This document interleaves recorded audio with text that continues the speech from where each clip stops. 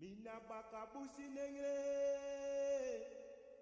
mine pele obiama. Mina bakabusi nengre, me fele sama. Mina bakabusi nengre, mine pele obiama. Mina bakabusi nengre, me pele sama. Mina bakabusi nengre, mine pele obiama. Mina bakabusi nengre, me fele sama. Mina bakabusi nengre, mine pele obiama. Mina bakabusi nengre, me fele sama. Mina bakabusi nengre, mine pele obiama. Mina bakabusi nengre, me fele sama. Mina bakabusi nengre, mine pele obiama. Mina bakabusi nengre, me fele sama. Mina bakabusi nengre, mine pele obiama. Mina bakabusi nengre, me fele sama. Mina bakabusi nengre, mine pele obiama. Mina bakabusi nengre, me fele sama. Mina bakabusi nengre, mine pele obiama. Mina bakabusi nengre, me fele sama. Mina bakabusi nengre, mine pele obiama. Mina bakabusi nengre, me fele sama. Mina bakabusi nengre, mine pele obiama. Mina bakabusi nengre, me fele sama. Mina bakabusi nengre, mine pele obiama. Mina bakabusi nengre, me fele sama. Ayo me fele sama, Me fele sama, mama me fele sama, me fele sama, Isa me fele sama, me fele sama, ay mama me fele sama, me fele sama, brada me fele sama, me fele sama, me fele sama, me fele sama, me fele sama, me fele sama, me fele sama. mina bakabusi nengre, mine pele obiama. Mina bakabusi nengre, me fele sama. Mina bakabusi nengre, mine pele obiama. Mina bakabusi nengre, me fele sama. Mina bakabusi nengre, mine pele obiama. Mina bakabusi nengre, me fele sama. Mina bakabusi nengre, mine pele obiama. Mina bakabusi nengre, me fele sama. Mina bakabusi nengre, mine pele obiama. Mina bakabusi nengre, me fele sama. Mina bakabusi nengre, mine pele obiama. Mina bakabusi nengre, me fele sama. Ayo me fele sama, Me fele sama, mama me fele sama, me fele sama, Isa me fele sama, me fele sama, mama me fele sama, me fele sama, me fele sama. me fele sama. Mina bakabusi nengre, mine pele obiama. Mina bakabusi nengre, me fele sama. Ayo. Mina bakabusi nengre, mine pele obiama. Mina bakabusi nengre, me fele sama, Ayo me fele sama, me fele sama, mama me fele sama, me fele sama, Isa me fele sama, me fele sama, mama me fele sama, me fele sama, mama me fele sama, me fele sama, Isa me fele sama. me fele sama. Tendai Mwari, be thankful unto the Mother, Father, creative life force of the universe. Kuzai Muzimu Mukuru. Give praises unto our great ancestors, Abibi Tumi, Abibi Fahondi, African liberation and African power for all African people. Before I go any further, would love if anybody in the listening audience, would like to give me a signal and let me know that you can hear me. Good. Coming on, talk to myself, you know what I'm saying, as velvet, as my voice, may be. It's always good to be speaking to the people rather than just to myself. So if you can hear me good, give me a signal and let me know, say you're there with I, you know what I'm saying, and in the building. And we look forward to interacting with you today. Yes, indeed, family. This is ZIVANAYI. ZIVANAYI as spoken in the Shona language, which is mostly spoken in the beautiful nation of Zimbabwe, is a word which means let us get to know, socialization. Let us get to know each other. Yeah. And so this is just a weekly show whereby, we can check in with one another, you know what I'm saying? And it's designed really to facilitate interaction with the gotkushTV audience. Yeah, now I'm simulcasting on my personal as well as gotkushTV channel at the moment.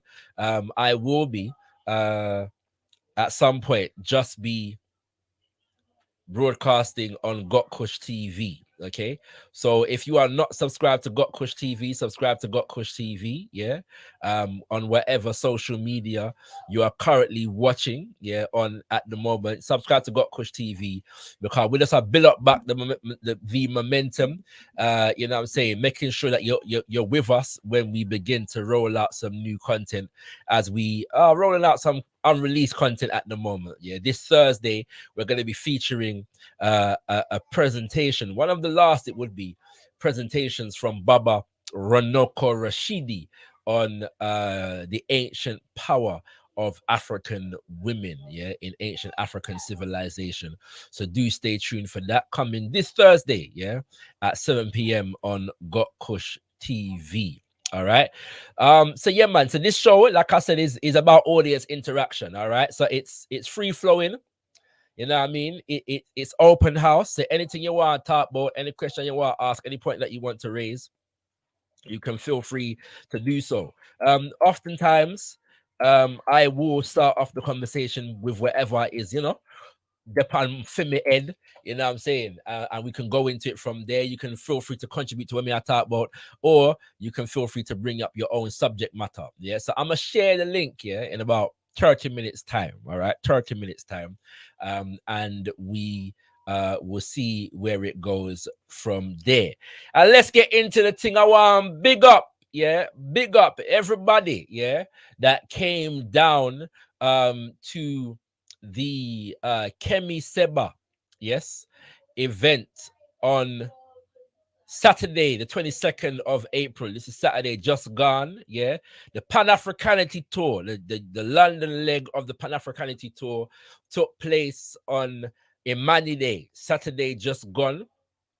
And I had the pleasure of hosting the event under the auspices of the Black Star Action Network International, myself and our international vice president, who happens to be my queen, Nahanda Sankofa, organized the event and hosted Brother Kemi Seba. And it was beautiful to see well over 200 Africans come out, for that particular event. If I can share with you some of the one thing, I took video, kings and queens, and that video will be released via gotkushTV at some point, so do stay tuned for that. Editing I go on as we speak, and that kind of thing I go on. The one thing we never have, for the event was a photographer, and normally have photographer, but that just wasn't the case this time round. But not to worry, because the event was captured, and Brother Kemi Seba did have his own photographers, and so there are a few images out, and I'm sure there'll be more at some point. But it was a powerful event, and I'm inviting brothers and sisters who are tuning in right now, who were at the event. If you want to share a reflection, from the event itself, feel free to come through. You know what I'm saying? Because we're taking your reflections on the event itself. For those who may not be aware, as I explained last week, Brother Kemi Seba is an international Pan-African organizer who is the head of an organization called Pan-African Emergencies, or in French, Agence Panafricaniste. And the organization is very well represented and very well known in the French-speaking African world. And so, you know, in places like Congo, in places like Benin, Cote d'Ivoire, Senegal, Burkina Faso, yeah, and places such as those, as well as places like Guadeloupe and Martinique, yeah, and Dominica and St. Lucia in the Caribbean, all right? And so, brother, even among Brother Kemi Seba's team, you have Africans from the continent that came here, Africans from the continent and the diaspora from the French-speaking African nations, yeah? So that was beautiful. One of the most powerful things, yeah, I've had the pleasure of being at 3 events that Brother Kemi Seba has featured on in the UK, 2 of which I was a part of the team that was organizing the event, yeah? And one of the most beautiful things about events such as those is the connection that we make between the French-speaking and the English-speaking African world. And it's amazing. We can underestimate the extent to which one of the major divisions among African people is the language barrier. And not the language barrier in the sense of different indigenous African languages that we speak, but the language barrier in the sense of the colonial languages, yeah, that we've been that have been imposed upon us.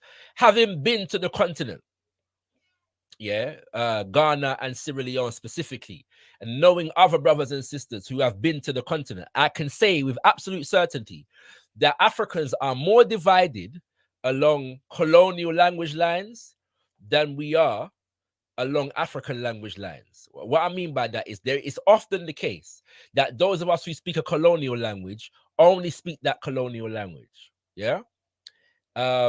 Most of us who speak English, we just speak English. Yeah. Right. You know what I'm saying? But if I go to Ghana, for example, many people who speak Twi will speak Ga. Yeah. If that makes sense. And vice versa. Yeah, it's not unusual. Yeah, bi and multilinguality is a significant feature of African culture, it would seem. Yeah, I know people that them go to South Africa and people can speak 2, 3, 4, 5 different languages. Okay, and so it's interesting that we think that we're divided because of the number of African languages that exist. And that's another subject for another time in terms of what they call languages and whether they are in fact languages and so on and so forth, right? But this is a popular perception that is given to us that Africa has 3,000 and something whatever languages, and therefore this is an impediment to unity, okay? But what is often not factored into that analysis is the extent to which Africans speak actually more than one language on the continent. But there is far more division in the African world between Africans who speak French and Africans who speak Spanish and Africans who speak English. Significantly, many of us in the English-speaking African world know very little about what is going on in the French-speaking African world, even Africans in the Caribbean, yeah? Africans from Jamaica and Trinidad and Barbados, yeah? How much we know about Wagwan in a Guadeloupe and Martinique? Yeah, well, St. Lucia speaks more English nowadays, but even St. Lucia and Dominica and Haiti, yeah? Well, we know, yeah, but what going at them place there, yeah. And so it's an interesting dynamic. Now, in this event, I asked the question, and it's the first time I've experienced something like this. At the beginning of the event, I asked the question: how many Africans in here speak French? And a significant portion of the audience raised their hand, yeah. And I asked, how many Africans in here speak English? And a significant portion of the audience raised their hand. And then I asked, how many Africans in here only speak French? Yeah, because the reason why I'm asking these questions is because we have a translator. So I'm just gauging the extent to which we're going to need to engage the translation. Yeah, and about 2 Africans raised their hand. All right. And so I was in an audience, in a room full of Africans, the majority of whom it seemed were multilingual, because some of those spoke indigenous African languages as well, or so-called Creoles, yeah, of the Caribbean. All right. So we're talking about a significant level of bi and multilinguality in a room full of African people. And that was a beautiful thing to see. And one day we're going to show you the video footage of me asking that question. You can see the people in my raise them and themselves. Yeah. But I'm saying all that to say Brother Kemi Seba is very popular within the French-speaking African world, and a significant number of us in the English-speaking African world are not fully aware of who he is. Yeah, and the organizing that has been generated around his leadership, right, in places like Senegal and places like Benin and places like Cote d'Ivoire and Congo and Martinique and Guadeloupe and Haiti and so on and so forth. All right. So that's the powerful and beautiful thing about an event such as that. And another beautiful thing about the event is that he was launching his new book, yeah, which is the philosophy of fundamental Pan-Africanity, yeah, or the fundamental philosophy of Pan-Africanity, depending on how you want to word it. But it's called the philosophy of fundamental Pan-Africanity. And this is the first time Brother Kemi Seba speaks French fluently. He can speak some English still. He can speak some good English, yeah, but he speaks French fluently. And but this is the first time he's translated a book. He's got a couple books, but this is the first time he's translated a book into English. Okay, and the book is also in Spanish. Yeah, so before he came to the UK, he was in Spain. He was also in Russia and Kemet or Egypt, and so on. All right, and so we're seeing the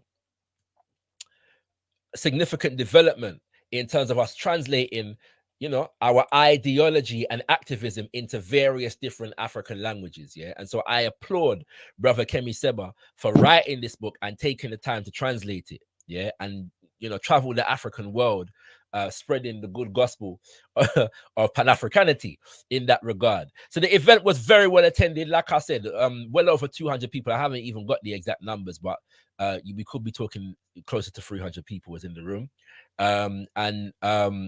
Brother, and we had organizations, yeah. So the All African People's Revolutionary Party was in the house and delivered a solidarity message. The Arise Oslo brothers traveled from Norway to London, yeah, Oslo in Norway, to come to the event, and they delivered a solidarity message. Big up to Brother Nsang, who was part of the AAPRP, the All African People's Revolutionary Party. Big up to Brother Babu and Brother Chivuma, who came from Oslo, Norway, to the event and represented on behalf of Arise Oslo.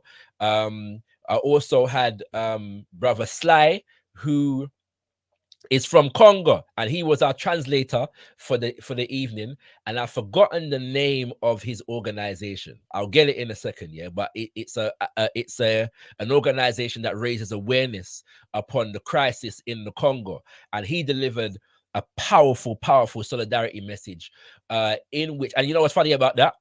I was on a live chat the other day, discussing Pan-Africanism, and a brother rather vehemently ventured to suggest that there are no centers of resistance in Africa against imperialism and neocolonialism, and in the Congo in particular.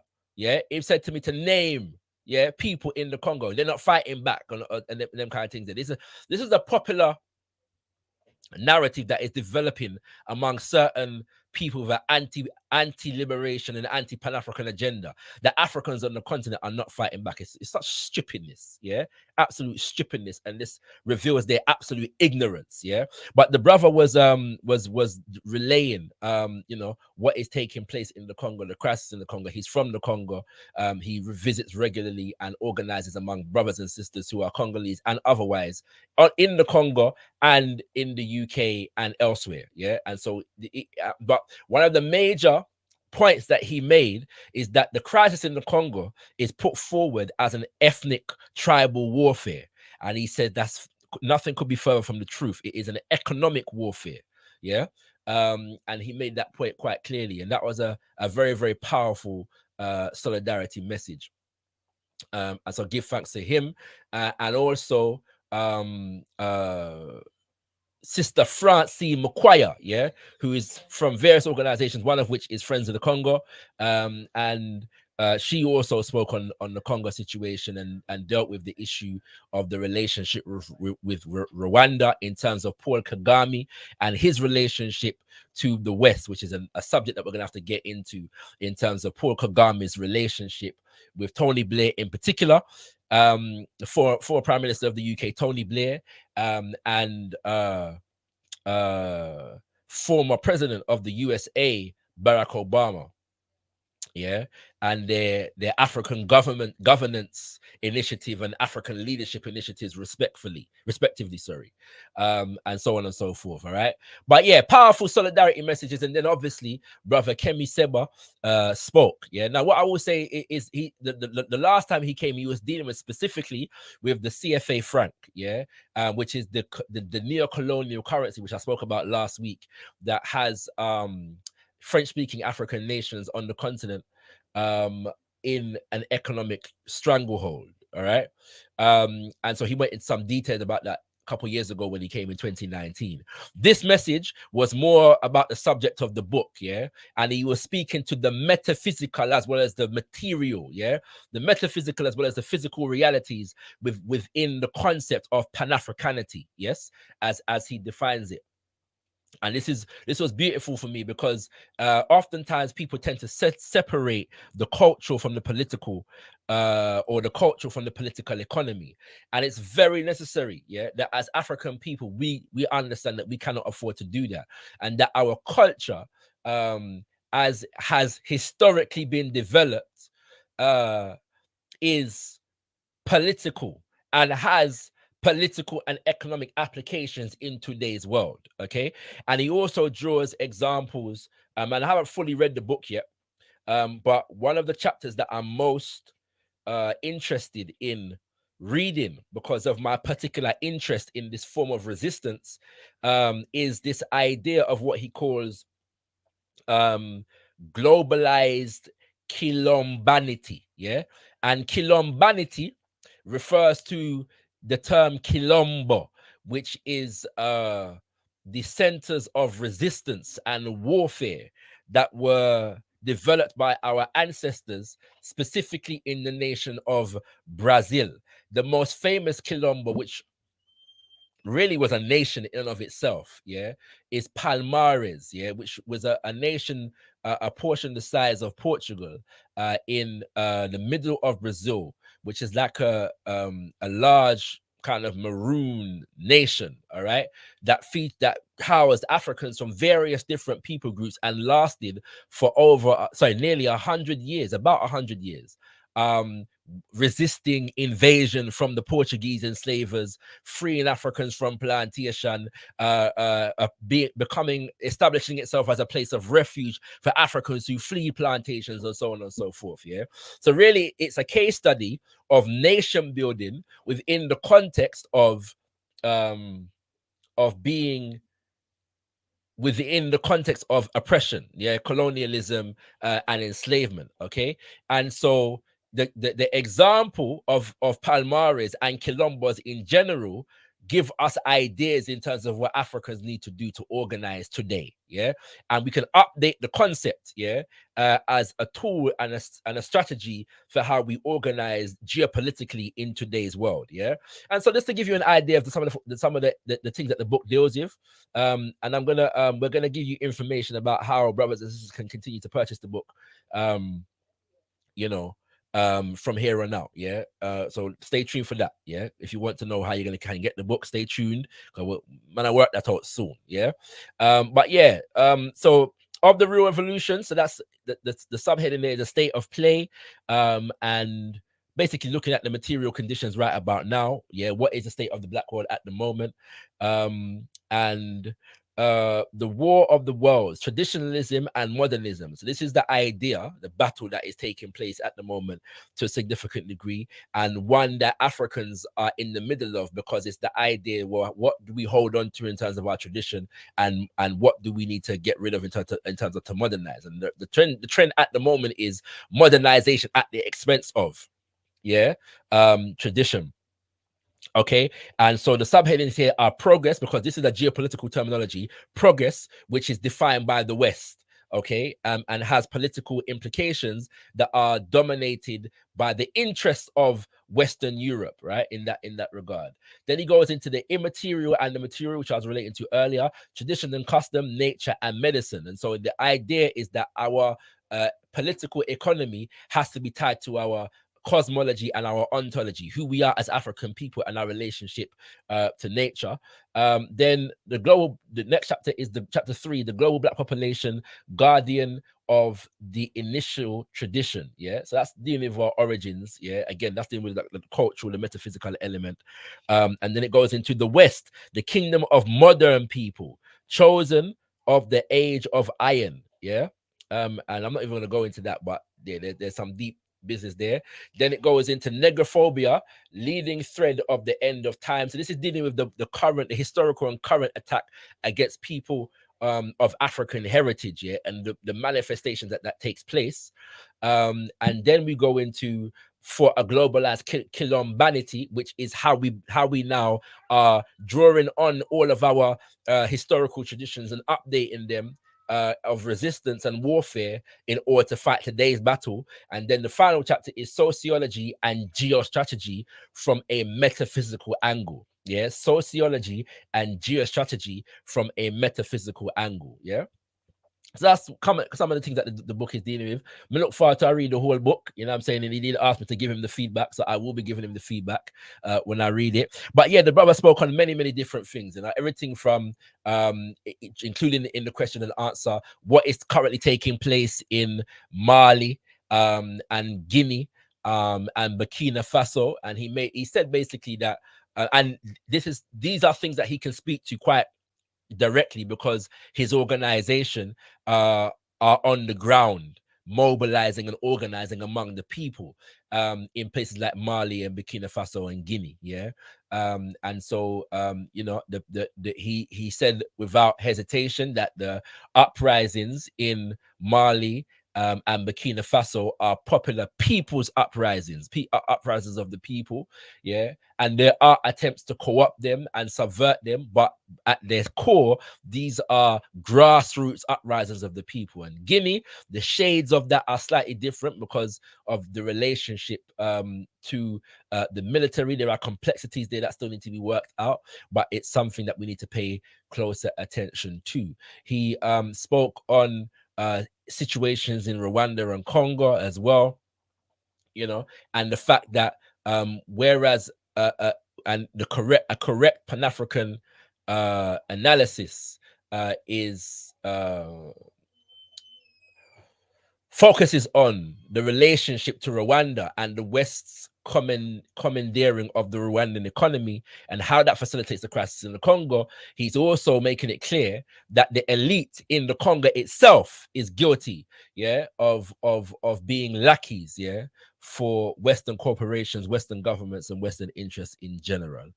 You know, and so there's so many other things that I could report on where that is concerned, but yeah, I'm open up the lines now. Anybody else who wants to come through and either review this event if you were there on Imani Day on Saturday, or speak about something else. Yeah, so that subject is on the floor. If anybody wants to speak to that subject of the event on Imani Day Saturday with brother KEMI SEBA and the Pan-Africanity tour, and anything regarding that. All right.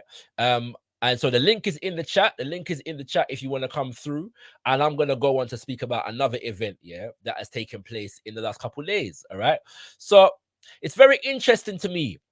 Yeah. Very, very interesting to me, Wagwan, with our sister DIANNE ABBOTT, yeah, in the UK. Now, for those who are watching internationally, DIANNE ABBOTT is a member of parliament. She's the first Black woman member of parliament in the UK, yeah, for the Labour Party. And has a significant history.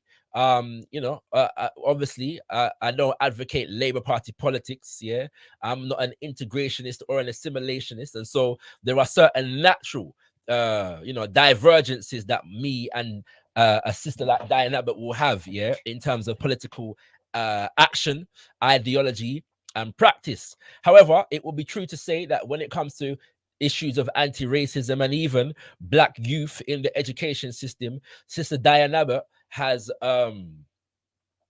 been has done some significant things, yeah, in relation to those matters. Okay, and so we don't want to, as in spite of her being a Labour MP, we don't want to completely negate whatever good work she has done and is doing. Yeah. At the same time, all right, at the same time, something very interesting has happened in the last couple days, and that is Diane Abbott has been suspended from the Labour Party. Now, as far as I'm concerned, the Labour Party is a neo-colonial institution, no less than the Conservative Party. All right, but it would also be true to say that historically speaking, Black people have tried to use the Labour Party to forward certain agendas. Okay, and so the left of the Labour Party is in trouble with the mainstream establishment at the moment for a number of different reasons. And what happened is that Diane Abbott wrote a letter in the Observer that basically stated that racism as felt by Black people is not the same and should not be conflated with, and I'm paraphrasing here, the prejudices that are felt by others, yeah, such as gypsies and such as Jews, yeah, in particular. And so she was suspended basically because them say, well, she was insensitive to the fact that racism is felt by various different groups of people. And obviously, the group of people that were most highlighted, even more than the gypsies, who she did mention, were the Jews. Yeah, she was challenged with being anti-Semitic. All right. So there's a whole discussion taking place right here now about what she did say and what she not say, and whether it's true or not, and so on and so forth. Yeah. What struck me, however, was the fact that in a lot of the discourse, she was responding to, her letter was responding to a column that was written in The Guardian. Okay. And what was specifically said in this Guardian column that she was not that she was responding to didn't seem to be getting much traction, yeah, in the media. All right. Me never know, because I didn't know about this column. Yeah, it's the backlash against Diane Abbott that let me know about the column, yeah, and her suspension that let me know about the column. All right. So me go for look for the column now. Me go for look for the column to reggae, yeah. And what happened was I saw an interview that Piers Morgan did featuring a few people, one of which was the man who wrote the column. Lo and behold, yeah, lo and behold, yeah, that the man who wrote the column named Tomiwa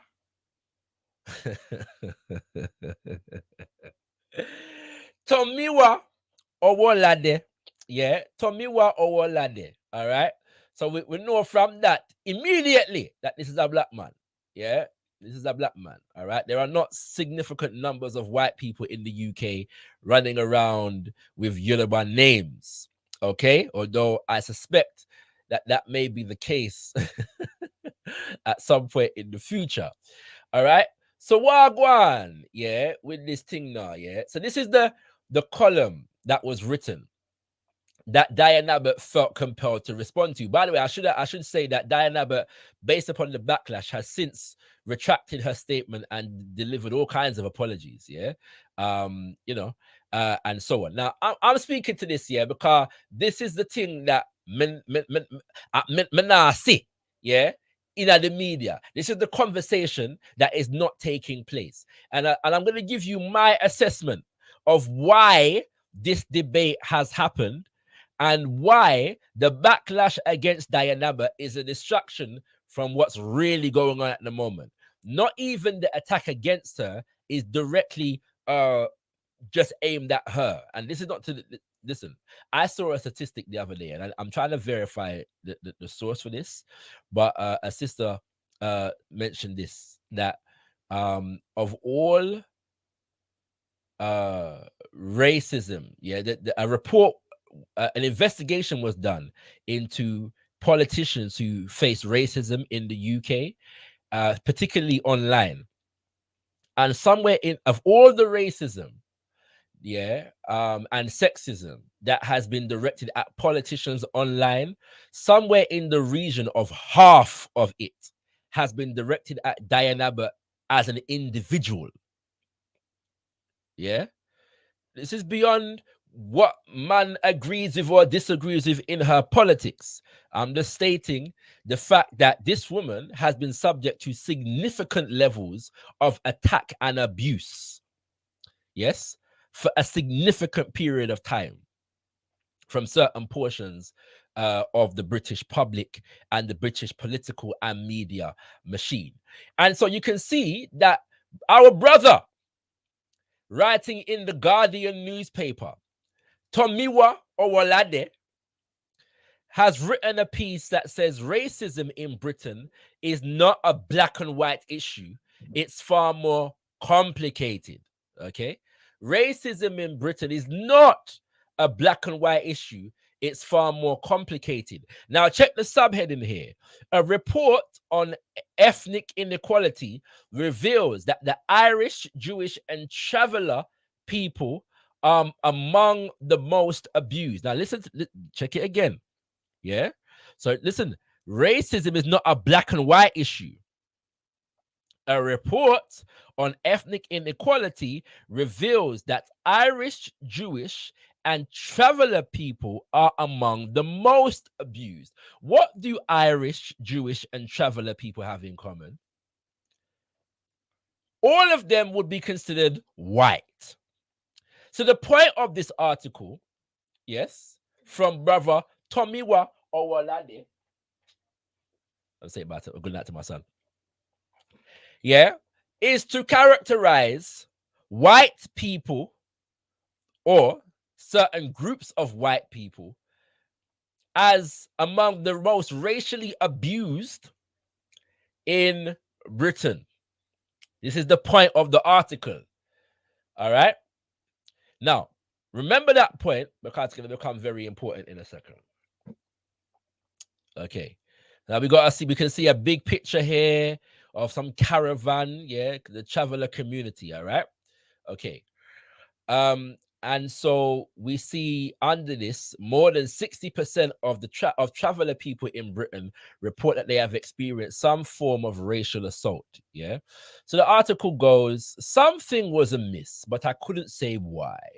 I was a sixth form student and talking to a girl who told me with utter confidence that white people can't be victims of racism. Racism is about power and privilege. White people have power and privilege. Black people and Asians don't. This means that only the latter group.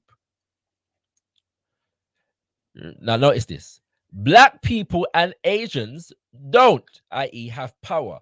This means that only the latter group, but hold on, it mentioned two groups a while ago. Yeah, black people and Asians. So, how have we gone from the plural, yeah, black people and Asian, to the singular group, yeah, can be victims of racism. Racism is the exercise of power and privilege against people of color. I nodded at the time, he continues. She almost convinced me. Almost. I admired her clarity, but felt her account was too neat. I like her passion, but thought it was painfully misguided. It has only been over the past few years. Now, not that point, yeah. It has only been over the past few years that I've been able to say exactly why she was wrong. Her account of racism is provincial rather than progressive. Why combating material inequality should be based on truth rather than distorted narratives. Now, I was very interested in this idea that he's only been able to come up with the reason why over the past few years. Yeah. Now, the reason why it's only been the past few years that he's been able to develop his analysis is because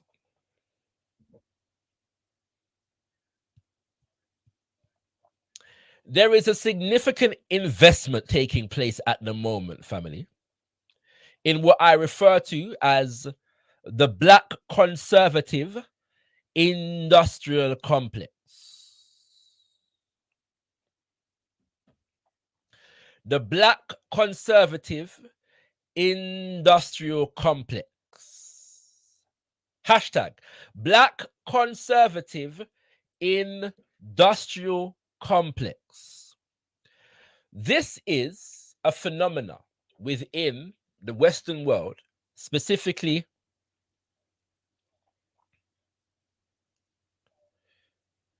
no, Setem Hotep, don't go back yet, you know. Stay right where you're there. Go back afterwards. Yeah. If you're just coming in, family, yeah, watch live. All right. Don't go back.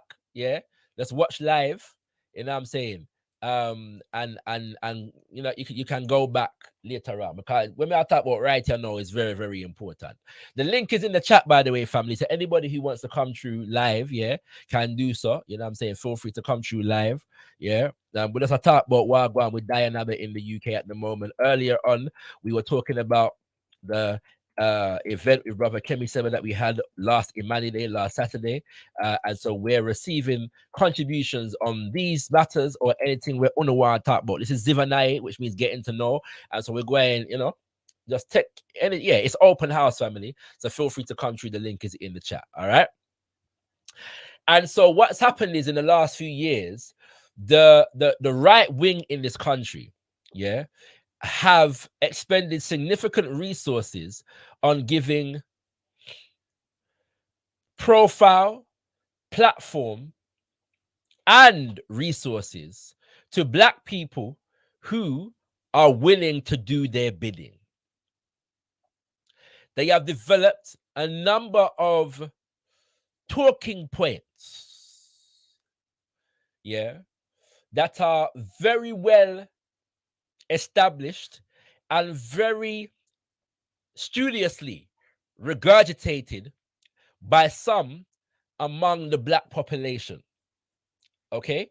And so one of them is a very succinct narrative regarding racism, yeah, that seeks to, one, deny or negate the relationship between racism and institutions of power. In other words, institutional racism. And two,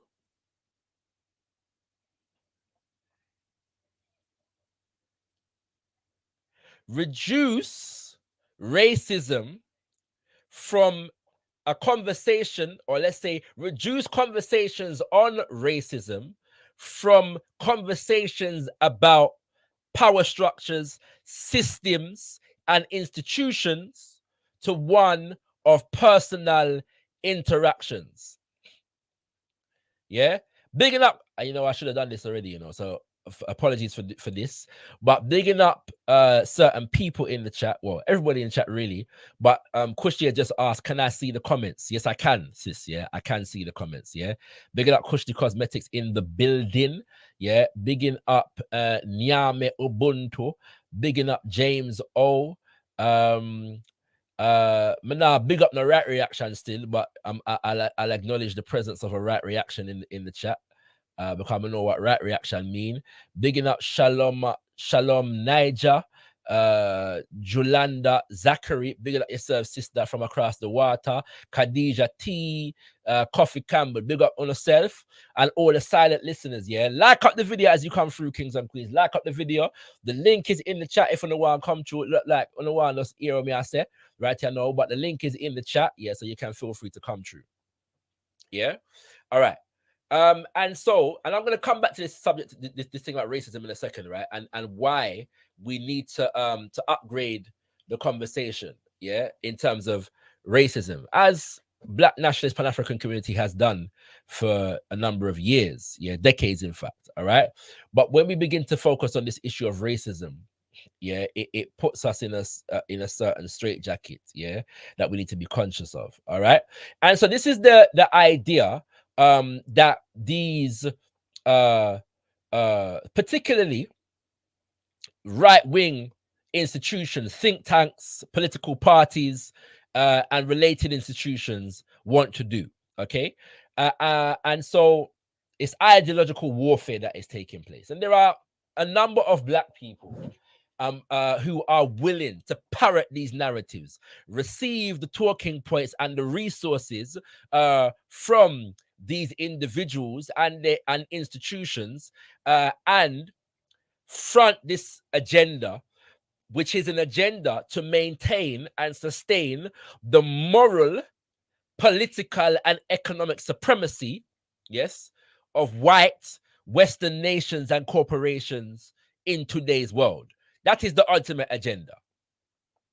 And so what they want to do is remove any analytical or ideological grounding that would seek to resist their domination. Okay, and so some of this is what is taking place right here now in this article. Yeah, and so why I'm highlighting that is when he says it has only been over the past few years that I have been able to say exactly why she was wrong. Yeah, it's because he's receiving his talking points, yeah, from right-wing think tanks in the UK and right-wing media institutions in the UK that have over the past few years been invested in getting a cadre, yes, of frontline black people to defend them against critical analysis coming from the black community, and in particular the activist black community, and in particular the revolutionary Pan-Africanist black nationalists of the black community. All right, so the year 2021, he goes on, and I'm not going to spend a whole heap of time on this article, right? Was a strange time to be alive, yes? The interregnum between lockdown and back to normal. The last full year of Boris Johnson's slipshod government. The terrifying wildfires in Australia. Amid the chaos and change, though, something else seismic occurred that year. More than 14,000 people took part. Now, notice this. 14,000 people, yeah, took part in the Evidence for Equality National Survey between February and October. Yeah, so this took place in 2021. All right, this is the article, by the way, for those who are just tuning in, that Dianne Abbott was responding to that resulted in her suspension from the Labour Party. Few people are talking about at the moment what this article actually said. Okay, all right. They came from 21 ethnic backgrounds and all parts of the country. The survey report was released last week, and it claims to be the most comprehensive account of racial equality in Britain for more than 25 years.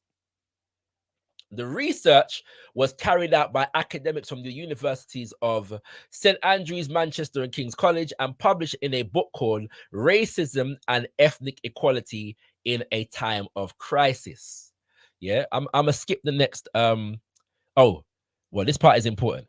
So the major finding, yes, from this study is quoted here, which is a quote from Nisa Finney, yeah, who was one of the people that was responsible for the study. She said the UK is immeasurably far from being a racially just society. The kinds of inequality we see in our study would not be there if we had a really just society. Okay, so that was one of the headlines coming out of this particular study. So why did Dianne Abbott mention specifically travelers, gypsies, so-called, and Jews? Yeah, the Jewish community. The reason why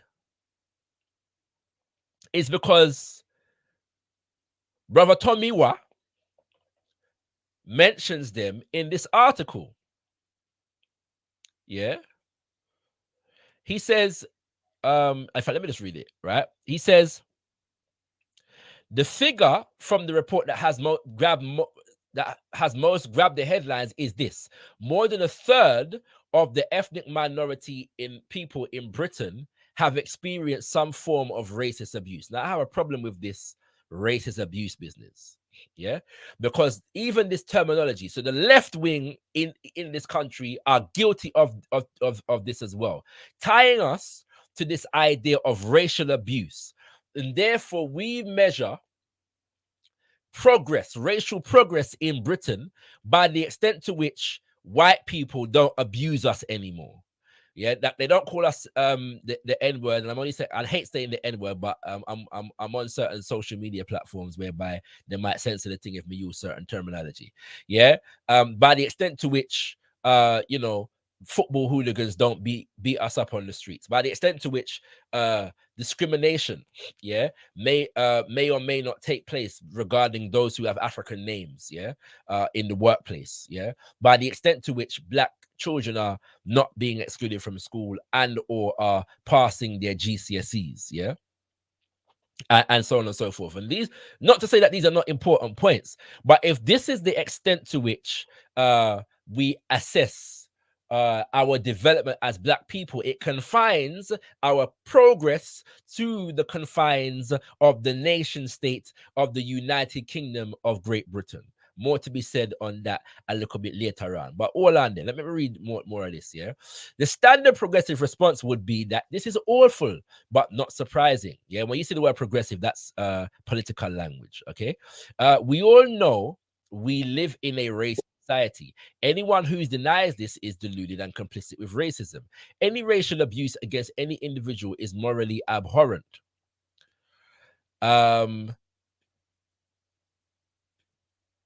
Tahaka, Captain Scarlet, what are you saying?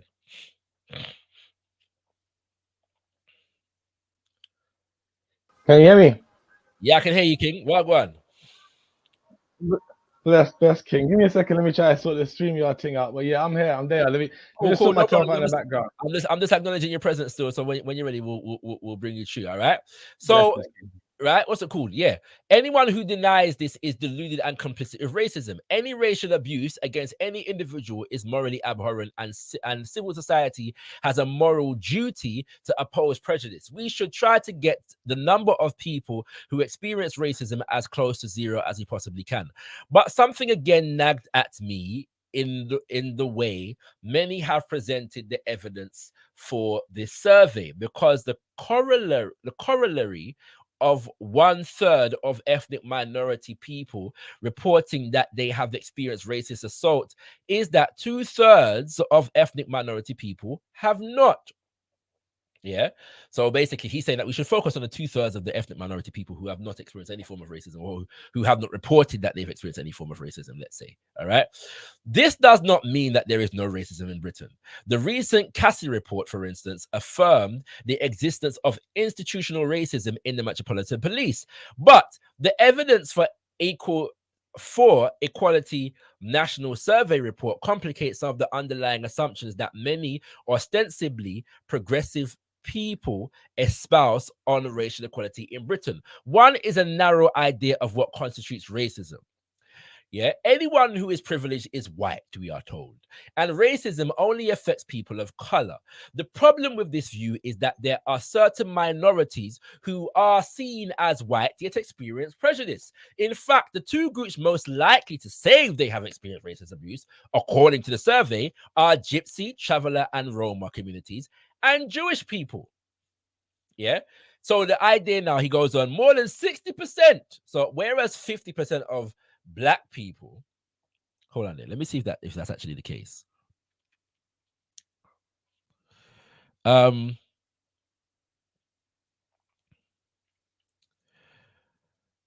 more than 1/3 of ethnic minority people in Britain, so not black people, but ethnic minority people in Britain. All right.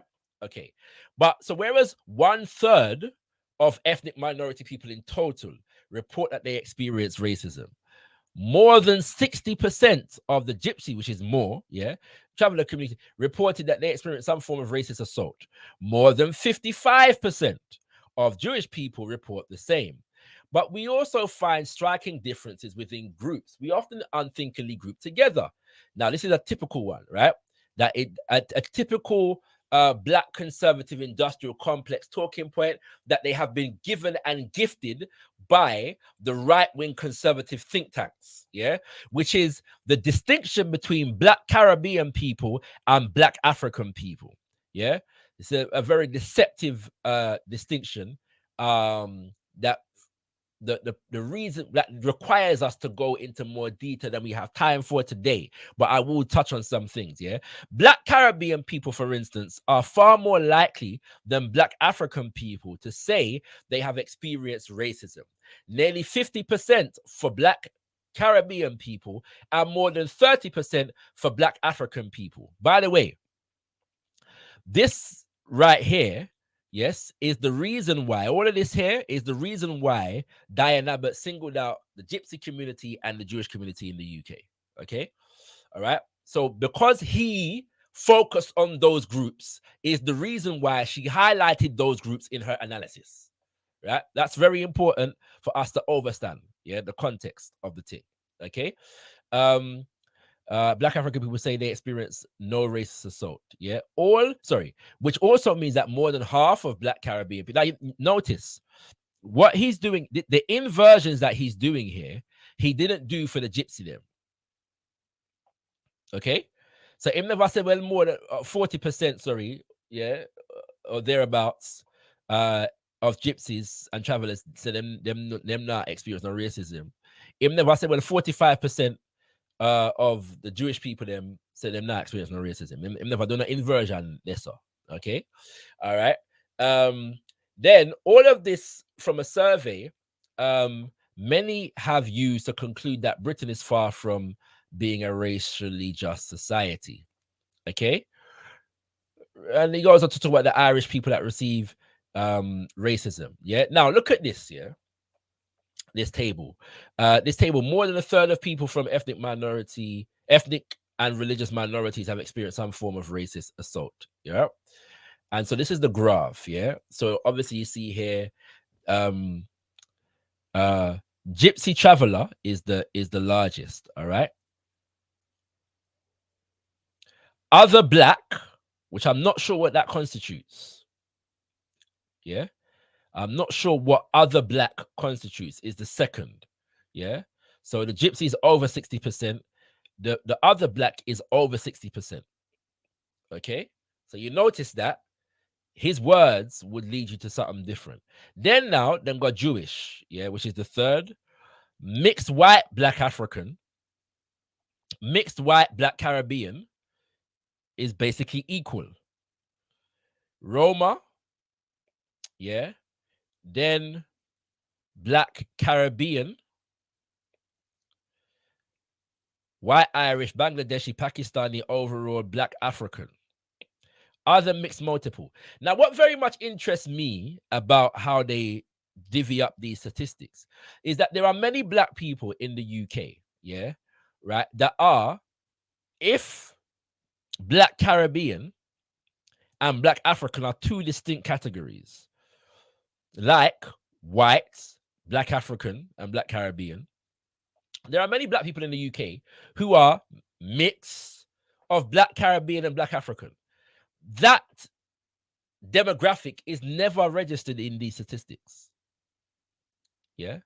There's never a category for mixed Black African and Black Caribbean. And I happen to know for a fact, I was working with a young person recently who is listed in listed as officially mixed white and Black Caribbean, although his Black parent comes from the continent. Yes.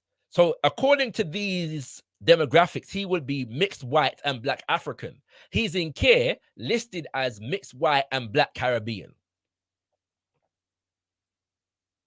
So they don't even get it correct all of the time, yeah, in relation to what these mixes are. But it's very interesting, yeah, that this brother, using that term loosely, yeah, is flagging up these ideas, yeah. And so what I'm suggesting, brothers and sisters, is that the backlash against Diane Abbott specifically, yeah, is designed to negate and obscure the debate and the conversation around what this guy is actually saying. And I'm also saying that the purpose of his article was to throw some mud in the water of this report that he's mentioning, because of the fact that the report itself challenges another report that was put forward and fronted by the Black conservative industrial complex. And that is the so-called race report that was fronted by Tony Sewell, yes, and other stalwarts of the Black conservative industrial complex in 2021, which came out with the headline, "There is no institutional racism in Great Britain." Yes. So this new report would suggest that there is some institutional racism in Great Britain. And so the Black conservative industrial complex have to be on the front line. Yes. To try and negate this idea. And so they found a way to distract from that conversation by making Diane Abbott and her letter the headline of the situation. Yeah. But what is the bigger agenda at play? All right. What is the bigger agenda at play? I'm going to say this and I'm going to bring in my brother Tahaka. All right. I'm going to stop sharing and I'm going to share again. Yeah. So you can see Wagwan, yeah, more deeply in this situation. All right. Who is Tomiwa Owolade? Yeah. And what's he really about? Well, Tomiwa Owolade is the author of a book, okay, a soon-to-be released book in June of 2023. The book that Tomiwa Owolade is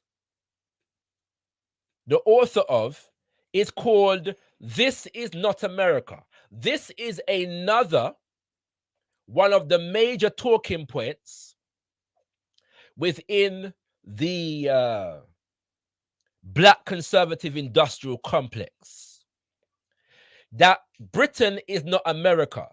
The subtext being that whilst America has all of this destructive history of racial discrimination, Britain is not marred with such a history, and that Africans in the UK should not be in solidarity with our brothers and sisters in the United States of America against Western racism. There is no common cause between Africans in the USA and Africans in the UK, because the UK is far more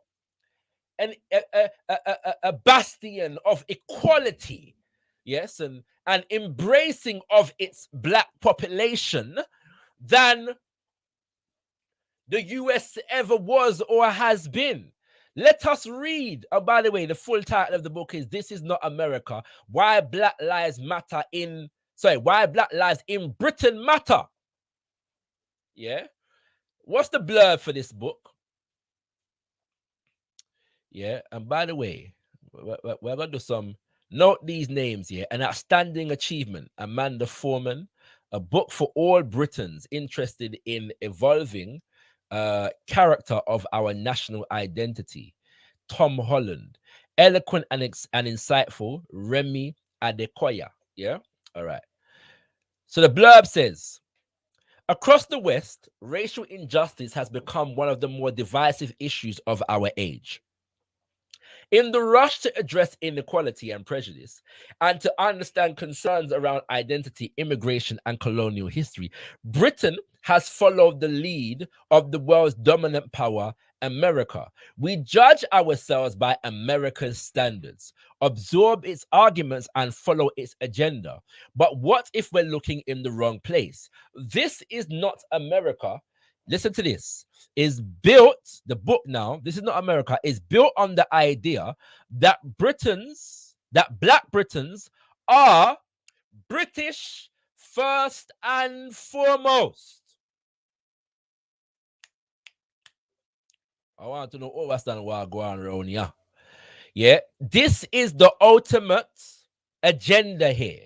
All of this talk about negating institutional racism, yeah, uh, uh, and the extent to which Britain is a racist society is geared towards making British identity the number one identifier for Africans in Britain. That we are first and foremost British, that we must absorb ourselves within British national identity as our primary identity, and therefore our primary political, economic, and cultural interests are tied to the political, economic, and cultural interests of the United Kingdom of Great Britain. That is what all of this is geared towards. I want to know if you understand. Yeah? I'm going to read this paragraph and then I'm going to get into those who have come true and thus are likely to have more in common with other Britons than with black people in other parts of the world. We have Africans in Britain more in common, yeah, with white Britons than we have with Africans in America. And even the ridiculousness of this statement, yeah, Britain with black people in other parts of the world. So those of us who come from Jamaica have more in common with the British people than we have in common with our brothers and sisters in Jamaica. Those of us who come from Nigeria will have more in common than the white people them in Surrey and in Newcastle and in Stoke-on-Trent. Yeah?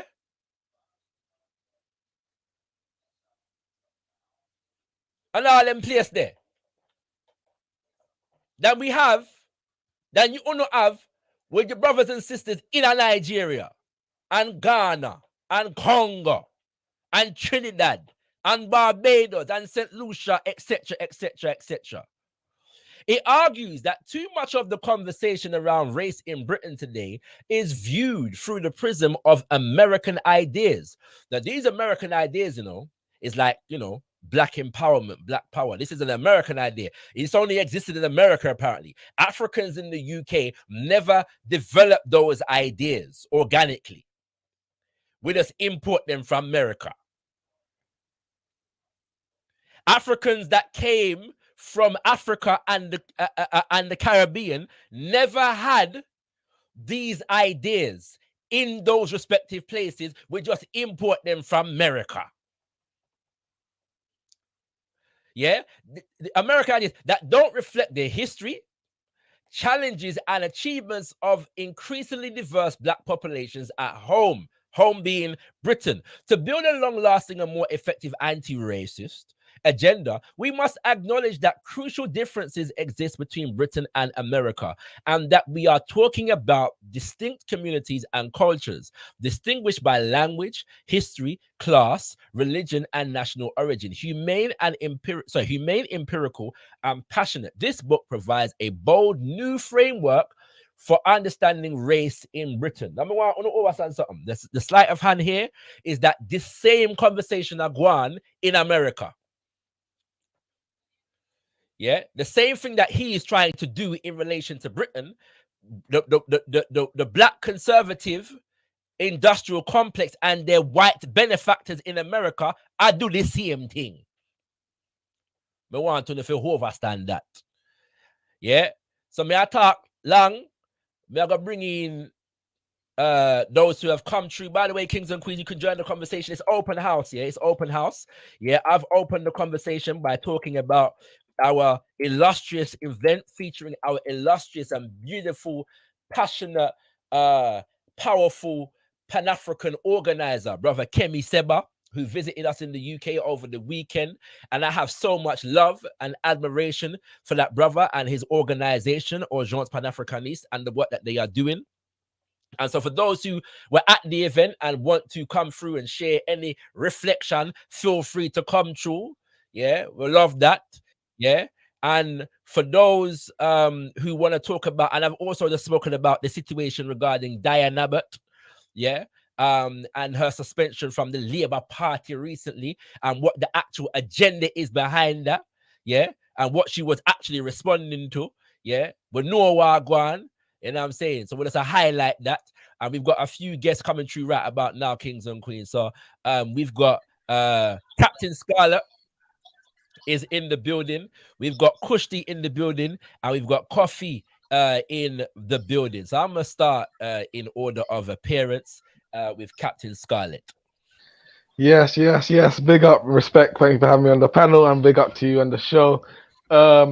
Yeah, man. I was there, obviously, at the KEMI SEBA event, so a big event that. Your tags. Yeah, big event. It's powerful. It's powerful still. I will come back to that though, because I think the conversation is in a interesting place right now.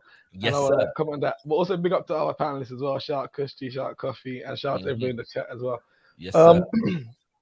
Yeah, this that other thing is interesting. And big up to yourself, because pure research you do, yes. Yes, some big investigate, yeah. Tell Poirot around, yes, sir. Yes, sir. Your tags. But yeah, no. I think all that information is vital and valid. And yeah, I was just gonna say to you, I was actually gonna start off on a tangent point, not necessarily challenging though. But I was gonna say actually, in contrast to what you're saying about him being, I think he might be right in regards to the importation of views and culture from America, but I think he's talking in many ways about similar his own in many ways, and the culture of the manosphere and the right wing, and as you say, the conservative right wing industrial complex. I think far too much of black culture currently in the past 3 or 4 or 5 years, as he said, has been influenced by this type of Americanized culture, and this attempt to forge this black British version of black conservatism. And yeah, it's very interesting. So yeah, I'm just gonna say that part there, that I think he was correct in terms of his analysis. He was just talking about the wrong people, because it's definitely himself. The black power thing, obviously, as you say, we've had and has been present in the UK, and we have a long tradition of it, and so we don't have to really go back into that. But he himself is definitely representing that. And yeah, what's going on with Diane Abbott? It's been very interesting to see and to watch the pylon. Like you say, it's nothing more than the attempt to force this agenda. And I think it's quite interesting, because they've been very successful in shifting their Overton window and their agenda towards the right in many other aspects. But on this cultural war thing, they have, in some aspects, they won some of the public battle. But in many other aspects, there's big corporations and big companies that are saying that, I guess, there's money in ignoring the government's sort of direction in terms of their views on ethnic racism and so on and so forth. And a lot of reports that have been done independently of the government are using terms like institutional racism and things like that, which the government have been very clear that they don't really want to see that around there. So it's definitely an interesting time to see how these shifts are playing out in the public. But yeah, I think they're definitely trying to retire Diane. Yeah, they're definitely trying to retire her. They're trying to retire that whole section, the whole Jeremy Corbyn, whole grind for Corbyn, that whole that black people might get a voice through this. And momentum basically. That whole thing there. They're like, you have to stamp everybody who had any association with that. We gotta stamp them out completely and take them out. And they've been pretty successful. But yeah, I was just gonna mention also, I didn't mention it, I forgot, but also the Ford report regarding the Labour Party. It's interesting that they're so quick to deal with anything they perceive to be anti-Semitism. But I'm not sure if you heard about Martin Ford, a black QC, who Keir Starmer, obviously a former lawyer himself, a QC or KC as it is now. He hired this black man to come and do a review into sort of racism in the party and things around anti-Semitism. And what he found is that Labour was operating a hierarchy of racism within their party, where anti-Semitism was seen as something that had to be dealt with at all costs. But racism against black people, Islamophobia, was ignored I heard about this. Yeah. I did hear about this on one of them political programs that come on I think it's the BBC, and it was mentioned and it got shut down very quickly. Quickly. Yeah, what's it called?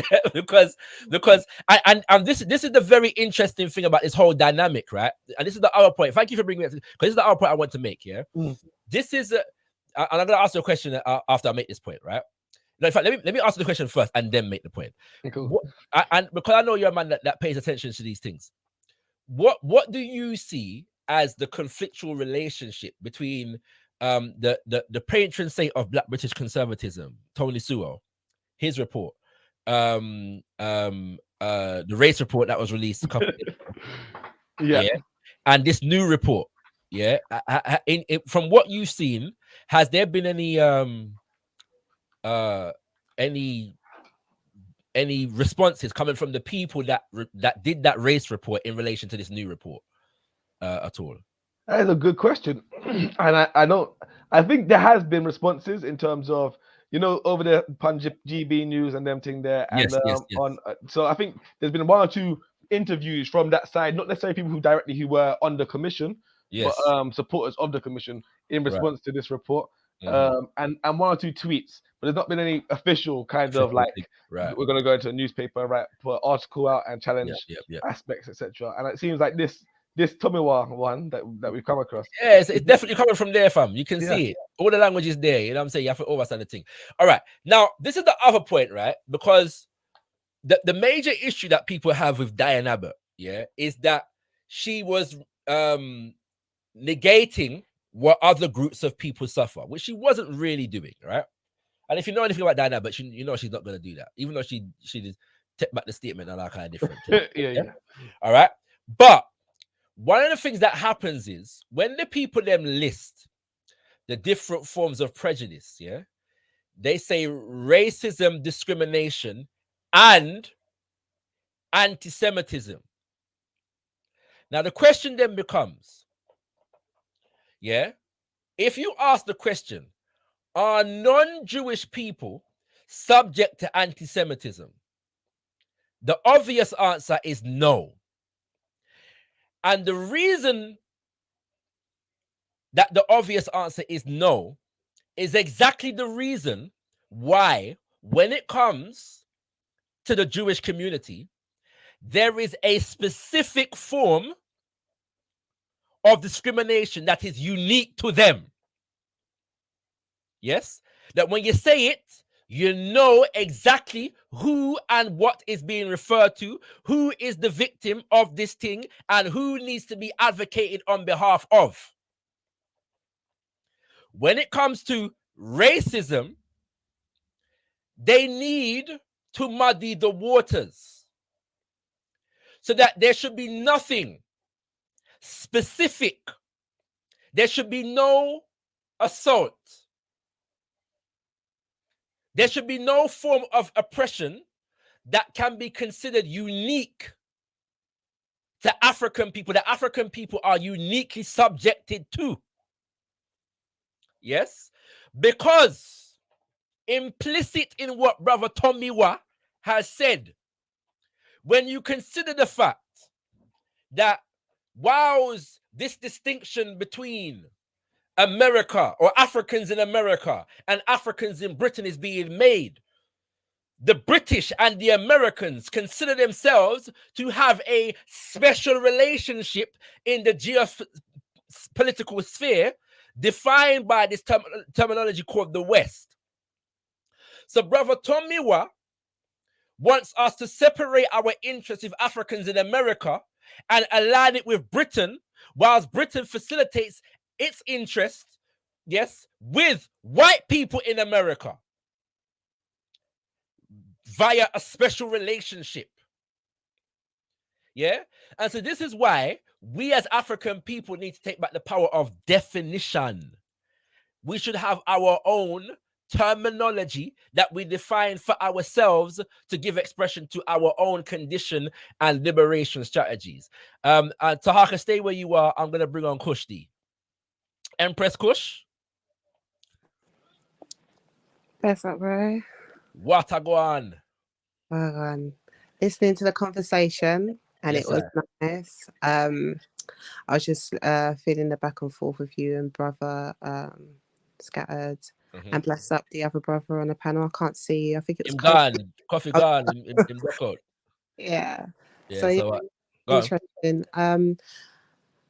I think well, I was initially coming in to talk about, you know, the brilliant event that I witnessed, you know, Big that I facts, was big facts. privileged to witness. But on what you're talking about currently now, um, it's very interesting when I hear you talking about this. And for me, I understand what Scattered was saying in regards to, you know, effectively he's talking about himself. But I do understand the need for you to have this kind of conversation, because I feel like almost there, which we already know, but when you were reading it, I was just thinking, wow, the propaganda is real, you know. They're Yeah, really trying to design, yeah, they're really trying to push this image that those of us who said it before were probably a conspiracy theorist, or, you know, a bit erratic in the head. But I think it's clear as day that when he's literally saying that this is not America, and that we should align to people, like you said, in Newcastle, yeah. that people back home like to say we don't have a direct kind of connection. We're either what, third at most, fourth generation here. We all have most of us have a form of connection. I'm sure him himself has a form of connection. Mm-hmm. Um, I feel like, you know, the notion or the saying, the good minority, like that, what they used to say in regards to like the Asians, Mm-hmm. like is a bit complex, where they're just really trying to push the Black UK as this good blacks, you know, that he's really trying to push this kind of associate with your roots, even though we're associated with our roots. It's just, the stuff is so obnoxious, it's mad. And I Mad. think they're not even trying anymore. Like you Mm, things, and it's like they're not even trying to make it realistic, you know, or mm, it's just laughable. But it's also worrying, because obviously, like you said, you linked what he's wrote in this paper, which was the Guardian, right, a mainstream paper. Now he's coming out of a book.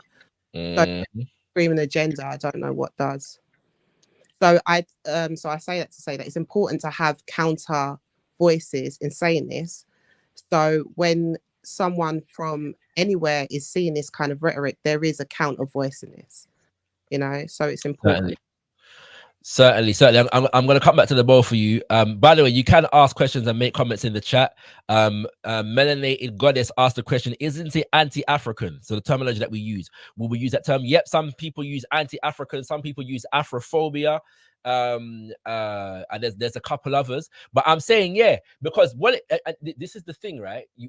Again, anybody can be victims of racism. So you're denying like the actual history of racism, but you don't want Africans. This is the point. Yeah.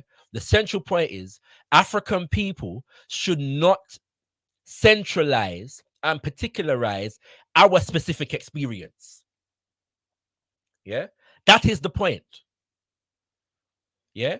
There should never be an ideological foundation for Africans to centralize and particularize our own specific experience. And if you watch Brother Tomiwa on Piers Morgan's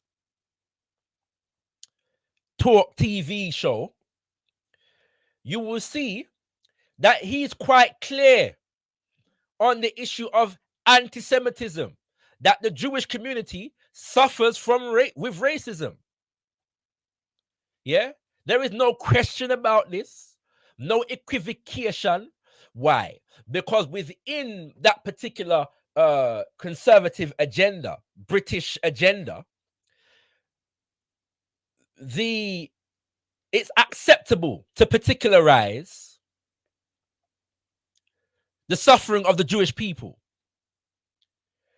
The agenda of the Jewish people has been absorbed into the Western world. And so they consider it to be in their interest to particularize, to continue to particularize that experience. But the experience of African people, when it is particularized, challenges the hegemony of Western imperialism. in ways that the particularization of Jews in relation to the Holocaust does not. Yes, may I say it. Right here now upon gotkushTV. Yeah? So we have to have terms like anti-African and Afrophobia, and there are a few others that are used within the movement. It's like when I say Ma'afa, so the reason why I use the term Ma'afa, which is the experience of African people in relation to invasion, conquest, and colonization and enslavement. Yeah. You know, when you say Holocaust, you know where I talk about. Yeah. And who we are talking about. So when we say Ma'afa, which is a Kiswahili terminology, which translates as great disaster, we know where we are talking about and who we are talking about. We're talking about African people. Yeah. It's very important that we understand and do these things. All right. There was a point I was gonna make, but I'm gonna read Elder Makapi. Greetings, Elder. In my whole for say the so-called establishment have been after Diana for decades. This is true. She has had to walk the political tightrope and tiptoe through the political minefield all her political life, especially when it comes to race. That being said, when it comes to race and racism, global white supremacy, the establishment mixes up race with ethnicity. This is also true. And I'm going to add to that race, ethnicity, and religion.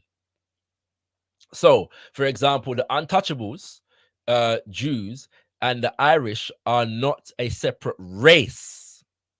Yeah. But when it comes to racism, these ethnic groups are lumped in with, and the comment is cut off, but I'm thinking it's going to say Africans. Yeah. The other element, anyway, there's more to be said on that, but let me move on, because there are a couple more comments. And Coffee, me see you, but your device not connect. Yeah, your device not connect. You have to oh, it looks like your device is connected now. All right. So I'm gonna read this comment, and then I'm gonna go to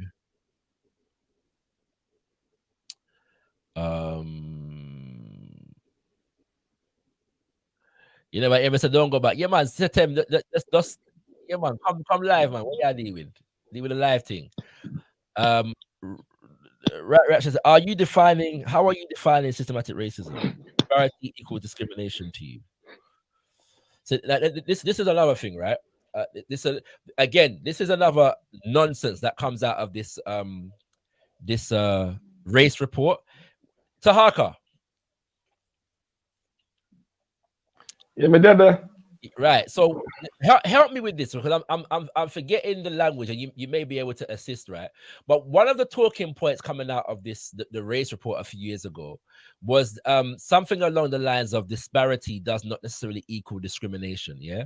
So the idea that basically when you see, like, for example, so and so a level of employment among black people and so and so level of employment among white people, with black people getting the short end of the stick, so to speak, this does not equal necessarily racial discrimination. There may be other factors, yeah. What's it called? Such as, what were the other factors? Class, and what else? What else was it? Can you remember? Oh, I remember class, location, or something like that. Yeah, class, location, and I can't remember if he said he tried to, you know, diplomatically say culture. Basically, he didn't say. I don't think he used the word culture, but he did. It was sleight of hand, because that was the key difference between the Black African and the Black Caribbean, right? Yeah. So the Black Caribbean culture is somehow pathological, yeah, and produces unwanted outcomes, yeah. Whereas the Black African culture, somehow, you know, is far more astute, yeah, and able to produce better out of the pit of them. Now, correct me if I'm wrong, Tahaka. In fact, you know what? Can you just explain, yeah, from your understanding, how immigration and recent migrations of black people affect these statistics? Yeah, I mean it's a simple question with a complex answer. Go ahead. I guess how it affects the statistics. Recent migrations, immigrant groups always tend to have, and also depending on where those immigrant, sorry, me and myself, depending on where those immigrant groups are coming from, class, background, etc., immigrant groups tend to always have a higher than average, generally speaking, higher than average than the general population of where they're coming from. Usually because for various reasons, and because of that, the data for those more recent groups tend to always look higher and tend to look better. As time goes on, when you look at sort of groups which are settled within those countries and settled within issues faced by those countries, this data starts to change and starts to look different. And so the data that they looked at and the data that you used quite a lot of, the more recent data, it didn't really tend to separate between recent immigrants or immigrant British people as opposed to British born people, right? As long as they were British, they were British, if you get what I'm saying. And so, yeah. Yep, and my understanding is that for second and third generation Black African and Black Caribbean, the outcomes are more or less, there's parity. 100%, yeah. Right now, how would you explain that? Well, I'm coming to you, Coffee. The other aspect to this issue as well, yeah, is the fact that if disaggregation is that important, then why have they only disaggregated among lines that are convenient to them? Why them not disaggregate between Jamaican versus Bajan versus Trini versus Guadeloupe and Martinique? Why them not disaggregate between Nigeria versus Congo? Yeah, you know what I'm saying, versus Angola. Yeah, 100%. you know what I'm saying, versus Sudan versus Somalia.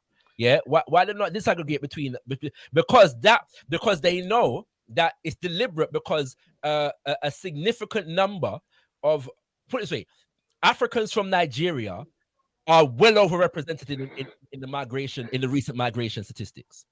Yep. Yeah, and oftentimes those Africans from Nigeria come from a particular class demographic. Yep. That is not necessarily the case for Africans who migrate from Angola and Congo and Somalia, who migrate under different circumstances. Yeah. Yep. So why they not disaggregate with the whole and the something them? Why is it? It's a very convenient thing. Anyway, one Coffee. Yeah, great thing. You know. Go. I'll bring you in after this talk. Go on. Yeah, but also listen to John Fire as usual, and your favorite enemy, the conservative industrial complex. I mean, no, the first. My favorite enemy is Western imperialism. Okay. In general, in all its forms. Yeah, I have no particular thing for the conservative industrial complex, except for the fact that this is the subject of the thing right about now. Okay. Yeah. All right. Two things. How would you guys explain the disparity between the first wave immigrant and then, as you guys said, the second and third generation?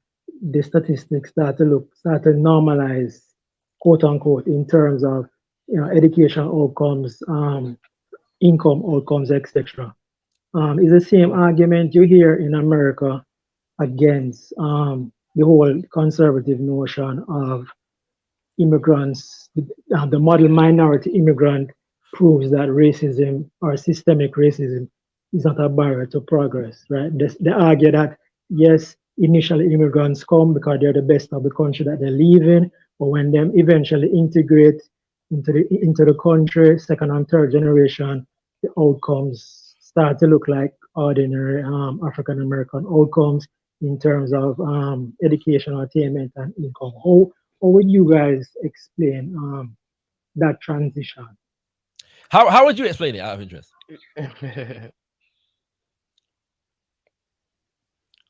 Coffee, may I ask you the question? Or you ask me? Or how would you explain it? Oh, me? Oh, sorry. Well, it to me the best explanation is that second and third generation immigrants end up assimilating in the native culture, whether it's a Black American culture or even American culture, of not valuing education, of not valuing the work ethic, and so forth. Whereas Caribbean immigrants that go to foreign, especially the older Caribbean immigrants or the older generation, and they're coming from a conservative, traditional culture where work and educational attainment is seen as a key to success, even though you're going to have societal barriers, but it is a proof. It's proof of your whole your character that you can overcome those barriers to achieve against the odds, etc., etc. But nowadays, you find the culture in America and even in Britain kind of changing in terms of the whole idea that the barriers are so insurmountable that you need public policy to target different minority groups to help them overcome. So the whole Garvey ethic of we can do it. Can we do it? Yes, we can do it despite the odds. That is now being replaced by, well, we can't really overcome because the barriers are too high, so therefore we need government policy. Coffee. When Garvey said, when the Garvey asked, "Can we do it?" What was the it he was referring to? Overcome the odds, liberation. Liberation. Okay. Yeah, yeah, liberation in terms of if you can't get a job because of discrimination, if you're being physically attacked because of discrimination, if you can't get educational opportunities because of discrimination, we can do it for ourselves. Right? Whether it's in America or is in Africa. Remember, it's not everybody in want to go back to Africa. Right? There was still a program for those in America and in Britain. All right, yeah. I'm gonna come back to what the it was. Go ahead, ShakaRa. Go ahead. Bless. I think I'm gonna answer the question, but what the thing I want to say just before you ask the question, and it kind of ties in, was around that report, that Tony Sewell report, and a lot of this sort of being coming from is also about attacking and dismantling critical race theory, right? And now I'm not a critical race theorist. I think there are certain tools of critical race theory that are useful and that have been successful, particularly as this particular comment we're talking about, discrimination. Disparity versus equaling discrimination. Critical race theory has been very good at sort of saying, okay, racism is much more subtle than abuse and the people being called names, and let's use scientific methods and use data to sort of look at and understand sort of differences and outcomes. And it is a scientific method and a scientific way of doing things, and I think this is why the right and the conservative complex have struggled so much, and that's why they've tried to find different ways, like you say, to cut data and convenient ways to cut the data, because they start saying the need for disaggregation, but then they don't go into full disaggregation. We know full well if you disaggregate the data fully, black women are going to end up right at the bottom. We know full well how the data cut. 100. And to say that is not to say that there are not other groups who are going to be somewhere in the region of us, right? 100%. You know what I'm saying? When Wagwan, when it comes to travel and them, I mean, one group that's not going to be where we are is the Jews. Like, I'm pretty, for the most part, I'm pretty sure about that, right? Yeah. I've never seen any data that suggests that poverty rates, unemployment rates, educational underachievement, prison, etc., that the Jewish community is suffering these things on any disproportionate levels. What's it called? So I've never seen that. If that exists, please let me know. Study harder. But all on it, right? But when it comes to where was I gonna go with this? It's the part I was gonna make, it's gone out my head. Lord of mercy. So I was saying that's not saying that there are no other groups, that will be, but it's again to centralize and particularize our own experience. And when it comes to critical race theory, and I know you want to answer the question, Tarkus, I'm going to come back to you in a second. When it comes to critical race theory, though, it is a tool of these right-wing think tanks, and I'm saying them specifically, that they are going to. And by the way, those right-wing think tanks, a lot of them were created by Britain and America in collaboration with each other. A lot of the right-wing think tanks in America were created by a British or inspired by a British individual who will go into that history another day. All right. But the critical race theory is a direct ploy of these. It's actually a political strategy that they have admitted to publicly, that they are going to tie any kind of social justice issue, particularly along racial lines, to the idea of critical race theory to pervert particularly what critical race theory is as a field of study, of academic study. Yeah. Oh, come on. Are you denying that critical race theory is a subversive Marxist? What I am saying is that the right-wing think tanks have used critical race theory as a political. Yeah, man, understood. But I'm saying.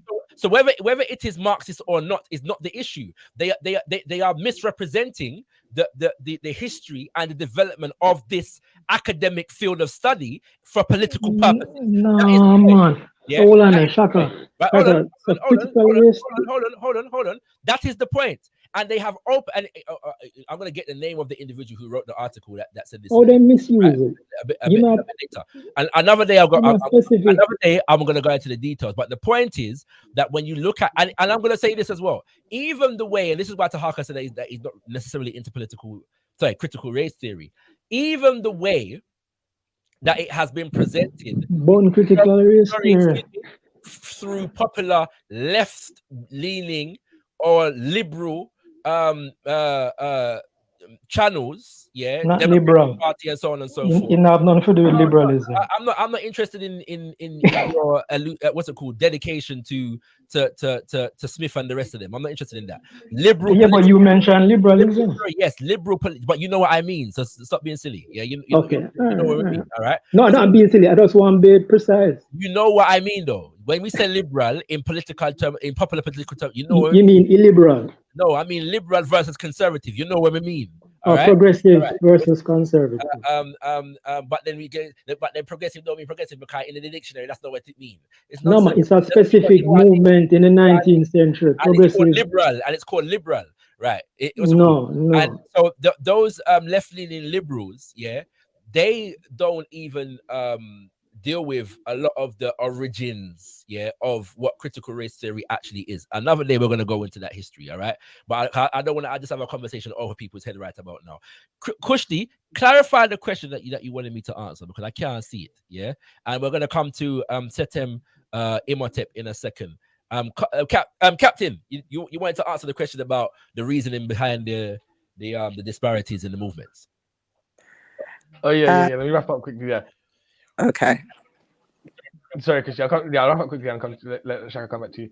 And Shaka answered this question as well, to be fair. But yeah, the disparity there, the reason for the disparity, the reality is middle class people coming from middle class backgrounds will generally tend statistically to do better than working class people from working class backgrounds in schools. There's definitely a attainment or achievement gap there, and that's generally based on access to resources, access to education, access to technology. Those three things basically will definitely determine how well you're able to do at school. And obviously being from a middle class background will mean that you're more likely to have access to those things. So therefore, immigrants who come from middle class backgrounds not only are more likely to have had access to those things at home in their home countries before they arrived, but they are also likely to have access to those things over here. And if not access things to those things over here, at least a cultural tradition where in which those things were normalized, education was normalized, etc. And this is all based on the research and the data that exists. And so when we look at the disparities between the recent immigrants, as based on the groups there, we could see there are reasons. Now, why do these groups tend not to take issue with racism? Well, generally speaking, it is down to culture from qualitative research from what we saw. So very similar to the Windrush generation, my grandparents' generation, etc. I talk to my grandparents even to this day, and they would have a certain view and attitude towards racism, accepting that it's there, but accepting that it's just a part and a fact of life. When you talk to generations who are more settled, there's a more of a rebellious attitude, which is, I'm not going to accept this as a part of my life. The disrespect I saw my parents withstand. We're not dealing with that. Yeah. We're not take that. Well, there's a difference between rebellious and victimhood. But this is the other. So again, the UK has been that basically, and I won't go into the whole history, but that's been the history of the UK. 100%. Yeah. But you will notice that this is a good point, because you can tell that Brother Coffee is a disciple of the Black Conservative Industrial Complex, right? Because he's using all the terminology. No, man, I'm not that conservative. When it comes to this idea of victimhood, you will notice, yeah, that never will that terminology be used, yes, by the people that front this agenda in relation to the Jewish community. Yeah. When the But term that don't mean it's not true. when the term anti-Semitism is used, yes, these people, including Brother Tomiwa, are never going to accuse them of promoting victimhood and victim mentality. And the reality is that this is obfuscation and an obscuring of, in fact, sorry, I'm going to come back to that point because it's a good point to close on. Let's go to Empress Kush. The fact said black conservatives don't do that. 1 second, coffee. Let's go to Empress Kush, and then we're going to go to Setim Hotep. And then, yeah. Go ahead, Empress Kush. Hey, bro, it's okay. I've totally forgot the question. I can't scroll up towards it. Did you type it in the chat? Yeah, I did, yeah. Can you remember what it was regarding? It was regarding what you were saying when you was reading it out. So I just wanted your take on it, because it was effectively you quite rightly broke down that it was either three. Oh, hold on. Is it this one? Is it white groups are is it this one here? Yeah. Right. So if those white groups are the most racially abused in a white majority country, who are the offenders? Now, this is a very good question. Yeah.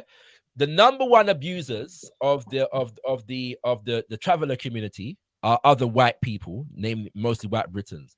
The number one abusers of the Irish community are white English people.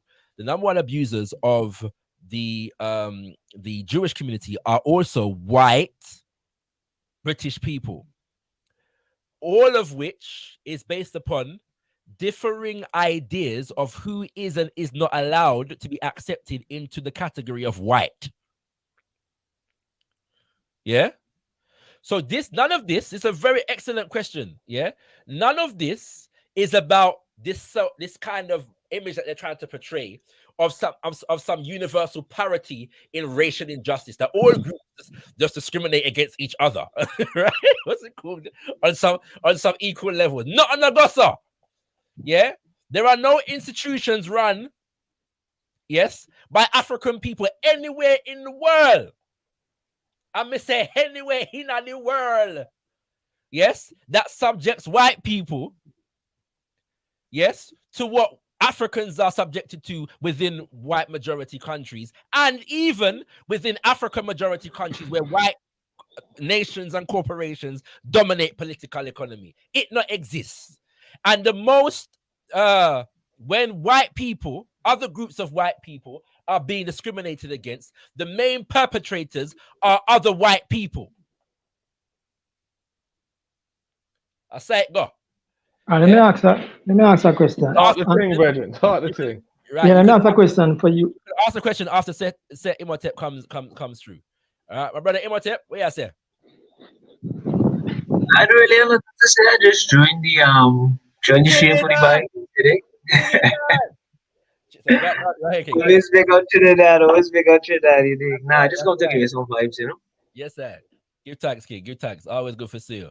I'm working on that footage, yeah. So you're going to see it soon from the event on Saturday. And for your father as well, you know what I mean? We're going to, so you can share it with him still, you know? Most definitely. Yeah. Give thanks, kid. Give thanks. ShakaRa. Yes, sis. I think it's very important that you said that as well, because I was thinking, if that's the case, then where does the racial aspects come into it? Because they're all white. They're all white. But as you said, right, that certain groups are fighting for the access into whiteness, because gypsies are actually included in the quote unquote BAME, right? Right, you know what I'm saying, and it's not even that they're not considered white, because they are, yeah, exactly. But among white people, they have them tribal warfare, yeah.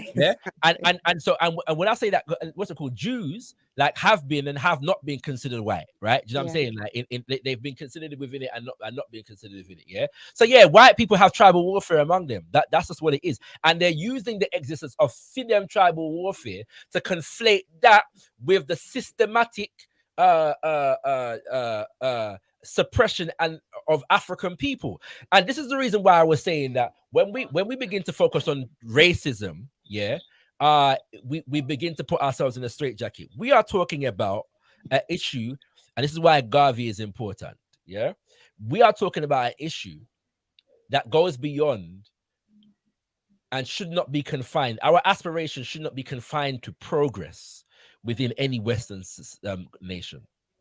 That if our goals are bigger than that, then we begin to ask different questions and have different analysis.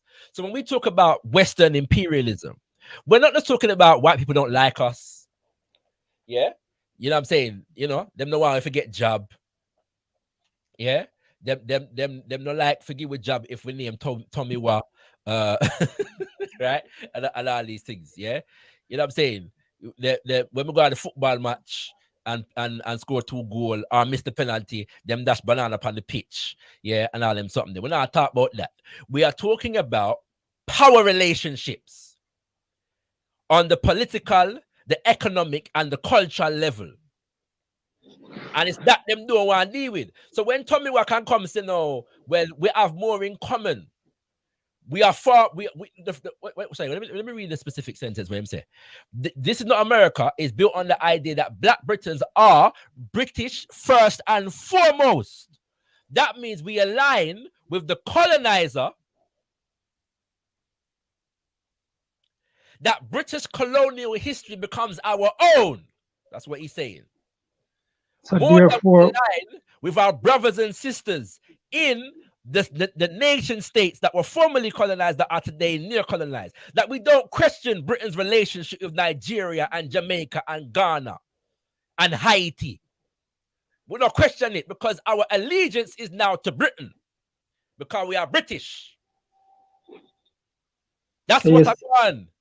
Yeah, so we're talking about racism now. We're focusing on how well can we progress in British society, and to what extent does my colleague at work pronounce my name wrong? Yes, microaggressions, and not that these things are not important, but if that becomes the be all and the end of what we are focused on, then them can play our kind of games with we, and that I go on. Go ahead, Coffee. Yeah, what conservatives like Tony Sowell arguing for is to absorb all identities, including Black people, into something called Britishness. Yeah, and this is straight out of Hegel. The point I was making with the lecture on liberalism is the whole idea of forcing everybody to join one unified organic whole under the state is coming from Hegel. So the conservatives would be right-wing Hegelians and the leftists would be left-wing Hegelians. They all want to deny everybody their own unique path or identity for so-called Britishness or Americanness or even Jamaicanness. Yeah. So in effect, what you are doing now is actually calling for a more liberal society where everybody can express themselves within their own group and their own identity based on their own values. Right or wrong. Right or wrong. Coffee fee saying slick, yeah, in worse than Tommy Wa in the article. Go ahead, I'm going to come in after you. I'm just going to say, for the people then when I speak philosophy, what I'm just saying was that the European them on the right and the European them on the left are arguing about how to make Europe better and how to run the world by European standards. Exactly.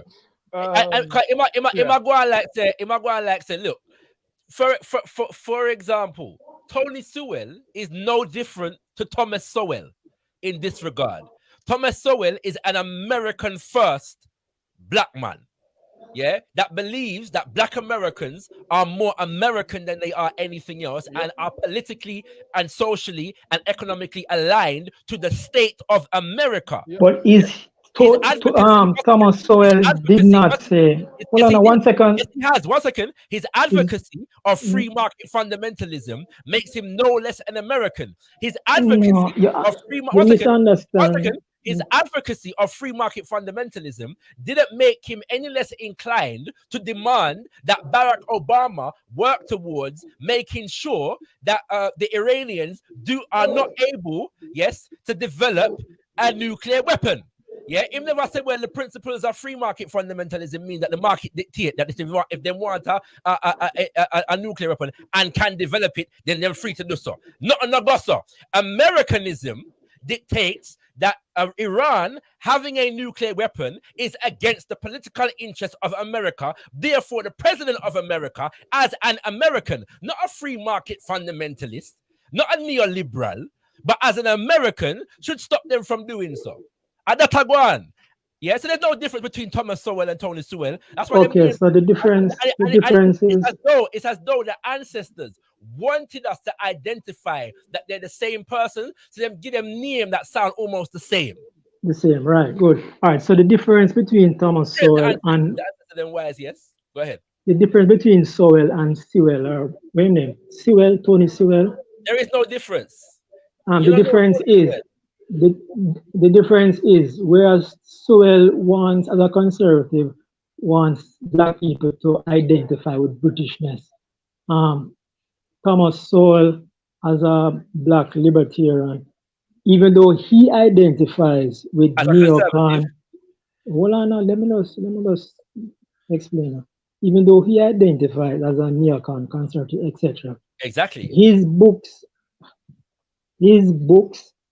and from what I've been listening to him over the years, he's not saying that black people must identify with Americanness. He's saying that in a liberal society, in a free market society, you have the freedom to identify with whoever you want to identify, but you don't have the freedom to force other people to identify with it. If you can show me one quote in a book or a lecture where Thomas Sowell said black people in America must identify as American. We're not following that red herring there. Basically, focusing on no, man. But hold on a second, because just to clarify, because you and Tommy Watt never said that black Britons must identify as British either. He simply made the statement that black Britons are British first and foremost. Yeah, and yeah, right. Thomas Sowell makes the same. Sowell never said that. Right? Sowell has never said that. But it's a sleight of hand. We're not going to get into this. No. To say that black people are British first is a judgment. Is a judgment call. And focus on the word "must" as though it is the germane, as though it is the operative terminology. The issue is that contrary to the consciousness that the most honorable Marcus Mosiah Garvey was trying to institute within us, which is an African first consciousness and an African nationhood consciousness. These people are attempting to confine our political aspirations to a specific nation state, which is a Western nation state. Who are these people? Thomas Sowell? Thomas Sowell. Right. Which book? Which book Thomas Sowell said black people? Every Thomas Sowell book. Yeah? Okay. So the reality is, so when we talk about, for example, in that book, the redneck one, black rednecks and his rewriting of the history of enslavement and the experience of African peoples in the United States of America, it is designed to facilitate some allegiance, of Africans. So you see, that's your interpretation. American culture, and so Thomas Sowell is a proud American. Thomas Sowell is not only a proud American, he is a proud American who has political ties to American institutions that promote pro-American political, economic, and military policy. So what? Right. Okay, so what? And that's still not saying that his argument is that blacks must identify with America. The argument was never that he said blacks must identify. The argument is that blacks should identify with America first. His agenda is for Africans in America to identify with Americanism and Americanness. Yes, over and above the interests of African people as a global people. That is a fact. And you will find nowhere in any of Thomas Sowell's work, study, research, publications, or interviews, lectures, or whatever, where he advocates anything other than this. There is no... because he's a conservative, so what? Thomas Sowell is not advocating what Marcus Garvey advocated. That's a shocker. Wow, really? I had no idea he would do something like that. So then don't try to act like he was. No, I'm saying that he's not saying that black people must identify as American or should identify as American. when he's criticizing things like Afrocentricity or so forth, he's not saying that different cultures, people should not choose whatever culture Listen, that they want to choose. He's just saying that yeah, certain cultures have certain disadvantages in terms of how they view education, how they view the market economy, how they view their history. we're gonna move on because this is nonsense. This is nonsense. What's it called? Thomas Sowell is an American first guy, and he promotes Americanism, right? There's no doubt about that. And Yeah, so but show me the there's evidence. no difference. Sorry, Just claiming it.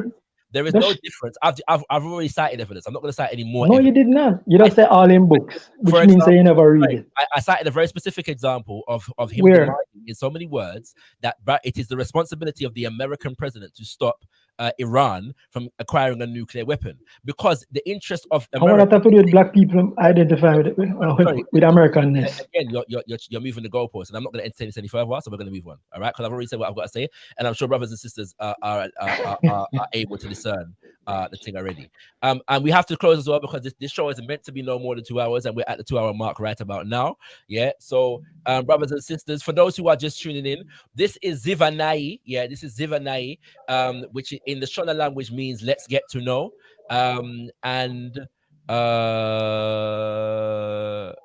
Oh yeah. Thank you for reminding me, Kushti. Yeah. What's it called? This is basically in Shona means let's get to know. So it's a weekly show basically as we begin to re-establish the momentum, yeah, where gotkushTV is concerned. I'm going to be just doing the show weekly for the next few months, specifically to engage with you, yeah, the audience. I said every week we're going to have open house. Basically, you can come through, raise a point, and to get the conversation going, I will raise a few points, topical issues that are taking place in the global African community, to get the conversation started. And you can either, piggyback off of the subjects that I initiate or raise your own. And today we have been discussing, I began by discussing the event, the Pan-Africanity tour that featured brother KEMI SEBA earlier, over the weekend. And the issue with what we're discussing that has facilitated the discussion that we're having now is the issue of Sister Dianne Abbott, Labour Party MP, being suspended from the party for basically saying that black people in the UK experience racism in ways that are very specific and unique and should not be conflated with Jews and Gypsies in particular and other groups in general. That they don't experience racism in the same way that we do, but they do experience prejudice.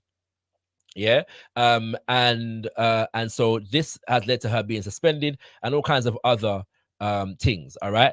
And so Sister Empress Kush was reminding me that I did say I was going to share some of the images from the event that brother KEMI SEBA has shared on his social media. There's more to come.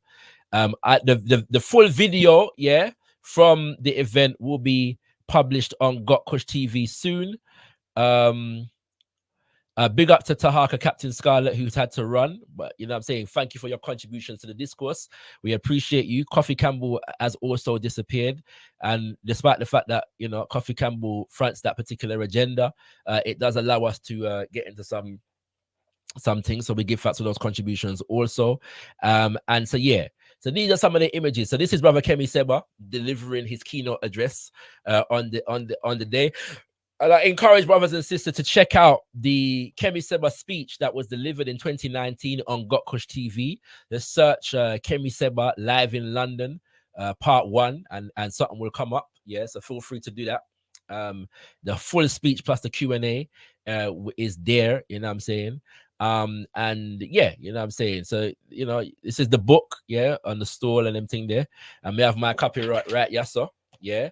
Oh, hold on there. So yeah, this is the audience. Yeah, as you can see, the house was full. Yeah, the Bridge Park Community Complex was full. Tahaka, who was just on the panel, is somewhere around Yassa, behind this head Yassa. You know what I mean? And as you can see, this picture looked very beautiful. You know what I'm saying? Oh no, that's Tahaka right there.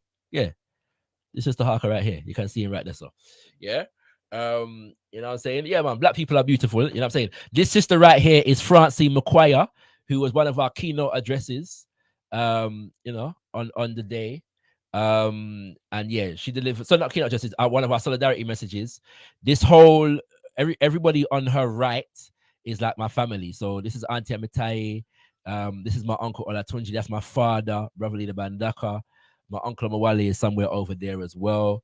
You know what I'm saying? So yeah, man, big things that are going on. This is them saluting him. He made a particular point that them did love, you know what I'm saying? So that's my family as well. Brother buying a book, you know.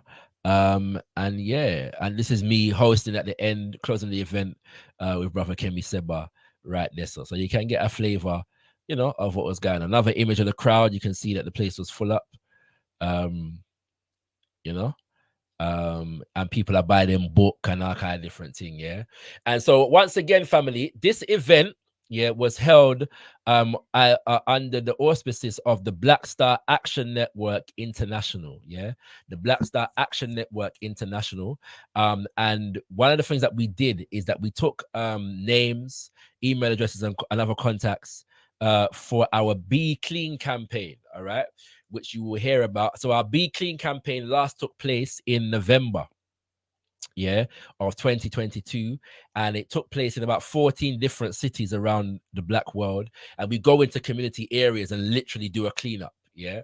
And it's a service that we provide for our people, our community globally. So in Gambia, Sierra Leone, Nigeria, Ghana, Washington DC,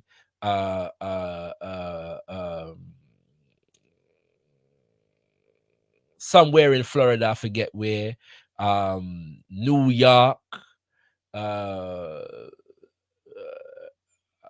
don't think, was there Atlanta? Somewhere else on the West Coast as well. I forget where it was, but somewhere on the West Coast of America, yeah. And we were supposed to do London and Birmingham, but it didn't quite happen. But we're doing Birmingham in July, yeah. And so do stay tuned for more information, because we'll be looking for volunteers and brothers and sisters who want to take part in the program. What we will be doing is traveling to Birmingham to visit the Organization of Black Unity up there and the Marcus Garvey Nursery. The Marcus Garvey Nursery, which the building is already exists, has a garden, yeah, which needs clearing and renovating, so that the children that are going to be housed in the Marcus Garvey Nursery are able to do lessons in agriculture and practical work in agriculture. Okay, and so we're going to go up there and do that work, yeah.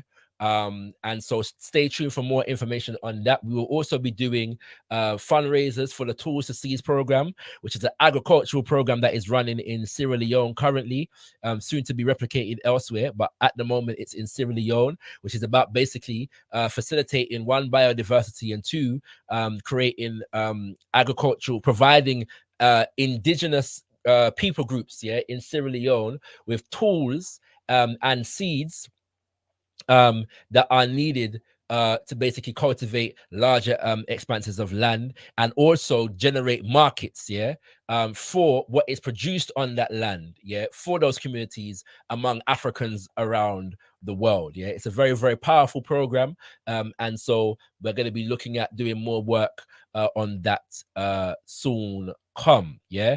I also want to let you know that if you're in London, or in the UK, in fact, yeah, every month the Al-Kebla Revivalist Movement, which is an organization into which I was born and raised, hosts Shumira, which is our African spiritual worship. And I have the pleasure of delivering the keynote address at the upcoming Shumira, which is our African Liberation Day special, yeah.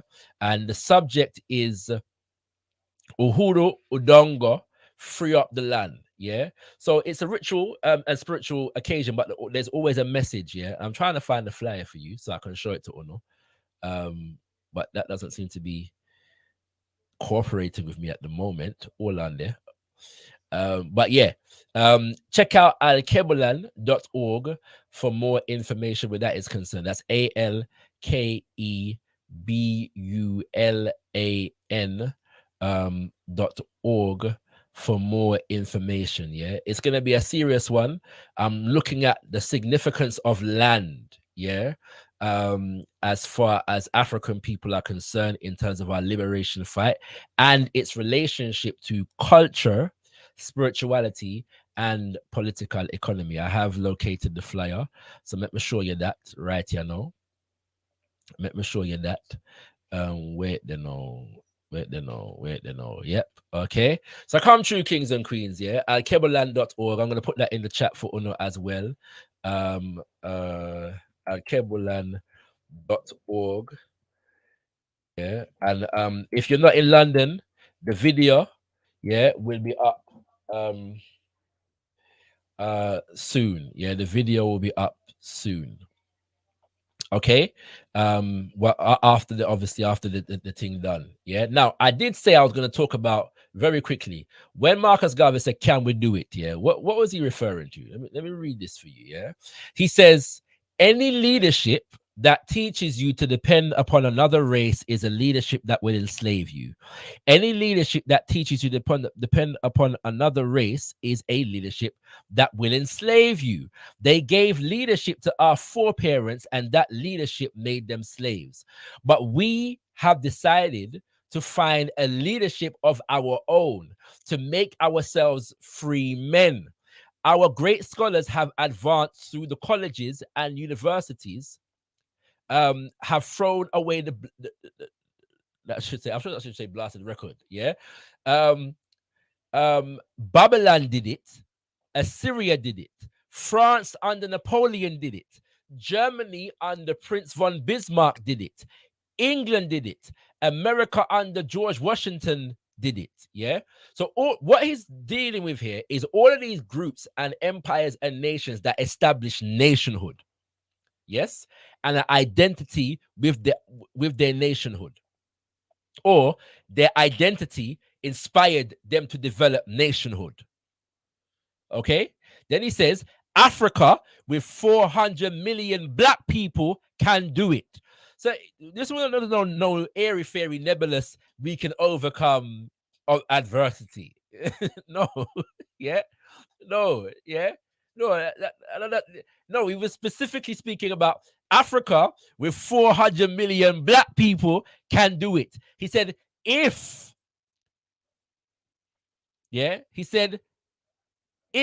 you cannot do it, if you are not prepared to do it, then you will die. You race of cowards. You race of imbeciles. You race of good for nothings. If you cannot do what other men have done, what other nations have done, what other races have done, then you had better die. Let me say, can we do it? We can do it. Do you believe we shall do it? We pray to God for vision and for leadership, and He has given us a universal vision. A vision that will not limit our possibilities to America, a vision that will not limit our possibilities to the West Indies, but a vision that says there must be a free and redeemed Africa. That is what Papa Garvey was saying we can, and not only can, must do. There's no question about whether we should be African people operating within an African identity, developing an African nation, as far as Papa Garvey was concerned. No question. Yeah, we're not no distortion when it comes to the legacy of the most eminent Marcus Mosiah Garvey. Fire for them thing there. I'm gonna wrap up. So come true, kings and queens. Yeah, on the 7th of May. Sorry, this flight's the wrong thing, you know. That should say the 7th of May. And I'm sure I corrected that. Hold on there. Make sure I have on the right something. You know what I mean? I don't want to confuse up the people them. The people them are not to be confused. While you're looking for that, I'll just say my goodbyes now. Yes. I just really wanted to come on really to give you and your Empress your flowers. It was a great event. It was very powerful. So yeah, it was great to be a part of. And I was a bit sure about what to ask on there, because I know there were certain things that, you know, it was a bit tricky. So I didn't know what was going to be shown and what not, because I know that he was very specific about what is actually going to be shown. Yes, sir. Yes, sir. So I think perhaps when you do show the one, you could have a question and 100 answer a question after that, because I've 100. definitely liked the way he was talking. But of course, I don't want to say things that I shouldn't say. So I'll just wait to see what's come out, and then I'll say some of my questions for that. Overstood, sis. Overstood. No Okay. problem. All right. So All yeah, right, just making sure people see. Bless up, sis. Thank you for coming through. That this is the correct flyer. Yeah. So the 7th of May. And the proceedings are from are from 12 p.m. to 4 p.m. And yeah, man, come true. You know, there's a question and answer period. So once the day begins with some communal in energy, some chanting, some ritualizing, and then there's the message. And like I said, I have the pleasure and the honor of delivering the message. Uhuru Udongo, free up the land. And the subheading says, our ancestors teach us that land is sacred, and land is the basis of independence. Yeah. You know what I'm saying? Land is the basis of so come true, family. You know what I mean? If you come true the thing on this day right here, know, and the 7th of May. Once again, alkebuland.org is the website, yeah, for interaction. Brother Imhotep, you are say a word before you go, eh? Give us some Trini vibes. I'm good. Beautiful show. It's always pleasure to be here. Pleasure to, hear your voice on a random Tuesday afternoon, you dig? Yes, I. So, yeah, just give thanks. Give thanks, King. Give thanks. Much appreciated. Tune in next week, family, as we do the same thing. I'm probably gonna move this thing to a Wednesday evening, for the UK family, which is like a Wednesday afternoon for people in the Western Hemisphere. But yeah, just stay tuned for the alert them. And subscribe to gotkushTV on all social media, and subscribe to ShakaRa Speaks on all social media as well. You will find the things them, yeah, where you need them to come true. All right, family, you know what I mean? It has been a good conversation. There's more to be said on these things, you know. No make Babylon fool, I should say, no make Rome fool, no. Yeah? No make Rome fool, no. Everything where them I do is to maintain their geopolitical hegemony. Sometimes that's going to come in the name of Western nationalism. Sometimes it's going to come in the name of free market economy. Sometimes it's going to come in the name of development, yeah, and progress. Sometimes it's going to come in the name of the United Nations, yeah, and human rights. All of it, as far as I am concerned, is about maintaining Western domination and hegemony. As Papa Garvey said, any leadership that teaches you to depend upon another race is a leadership that will enslave you. And let us be very careful and mindful of the Africans among us, yeah, who are willing to front this agenda. And we need to form a significant analysis, yeah, that is able to withstand and clarify where them really are do. And so I hope brothers and sisters have gotten something from the conversation today. If just tune in, feel free to watch it back after we're done. 10-9 Mwadi, be thankful unto the Mother, Father, Creative Life Force of the Universe. Kuzai, Modzimo Mokoro, give praises unto our great ancestors, because our ancestors are worthy to be praised. Abibi Tumi, Abibi Fahodi, African liberation and African power. My brother also talked. People share. Mina bakabusi nengre, mine pele obiama. Mina bakabusi nengre, me fele sama. Mina bakabusi nengre, mine pele obiama. Mina bakabusi nengre, me pele sama. Mina bakabusi nengre, mine pele obiama. Mina bakabusi nengre, me fele sama. Mina bakabusi nengre, mine pele obiama. Mina bakabusi nengre.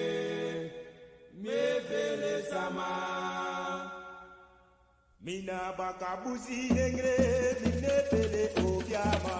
Mina bakabusi nengre minepele sama.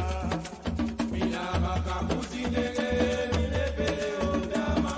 Mina bakabusi nengre minepele sama. Mina bakabusi nengre minepele obiama. Mina bakabusi nengre minepele sama. Mina bakabusi nengre minepele obiama. Mina bakabusi nengre minepele sama. Mina bakabusi nengre minepele obiama. Mina bakabusi nengre minepele sama. Mina bakabusi nengre minepele obiama. Mina bakabusi nengre minepele sama. Mina bakabusi nengre minepele obiama. Mina bakabusi nengre minepele sama. Mina bakabusi nengre minepele obiama. Mina bakabusi nengre minepele sama. Ayo minepele sama. Minepele sama. Mama minepele sama. Minepele sama. Tisa minepele sama. Minepele sama. Ay mama minepele sama. Minepele sama. Brother minepele sama. Minepele sama. Minepele sama. Minepele sama. Minepele sama. Minepele sama. Minepele sama. Mina bakabusi nengre minepele obiama.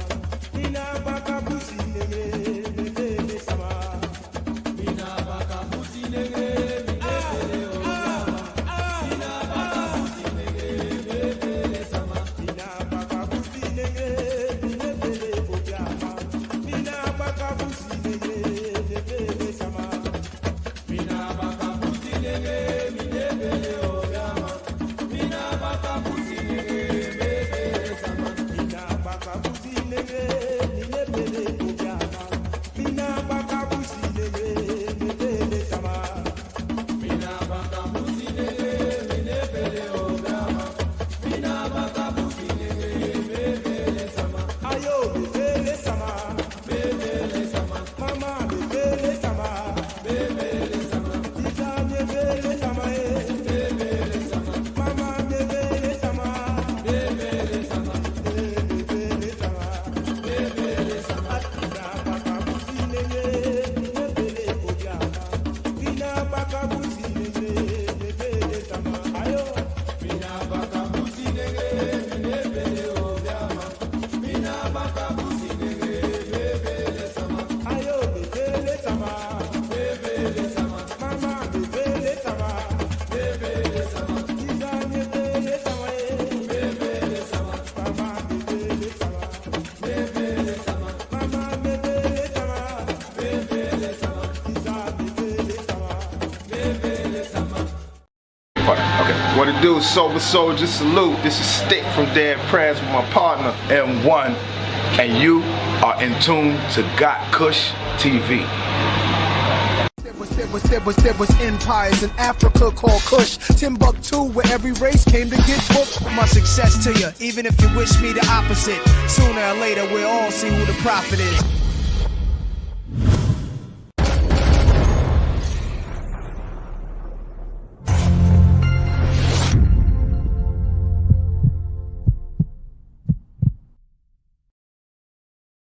Achomi na ajele gbojo kwe ni biane nyenko gotkushTV nyeyiradon. My name is Na Ajele Gbojo Kwe, and right now you're watching gotkushTV. Thank you.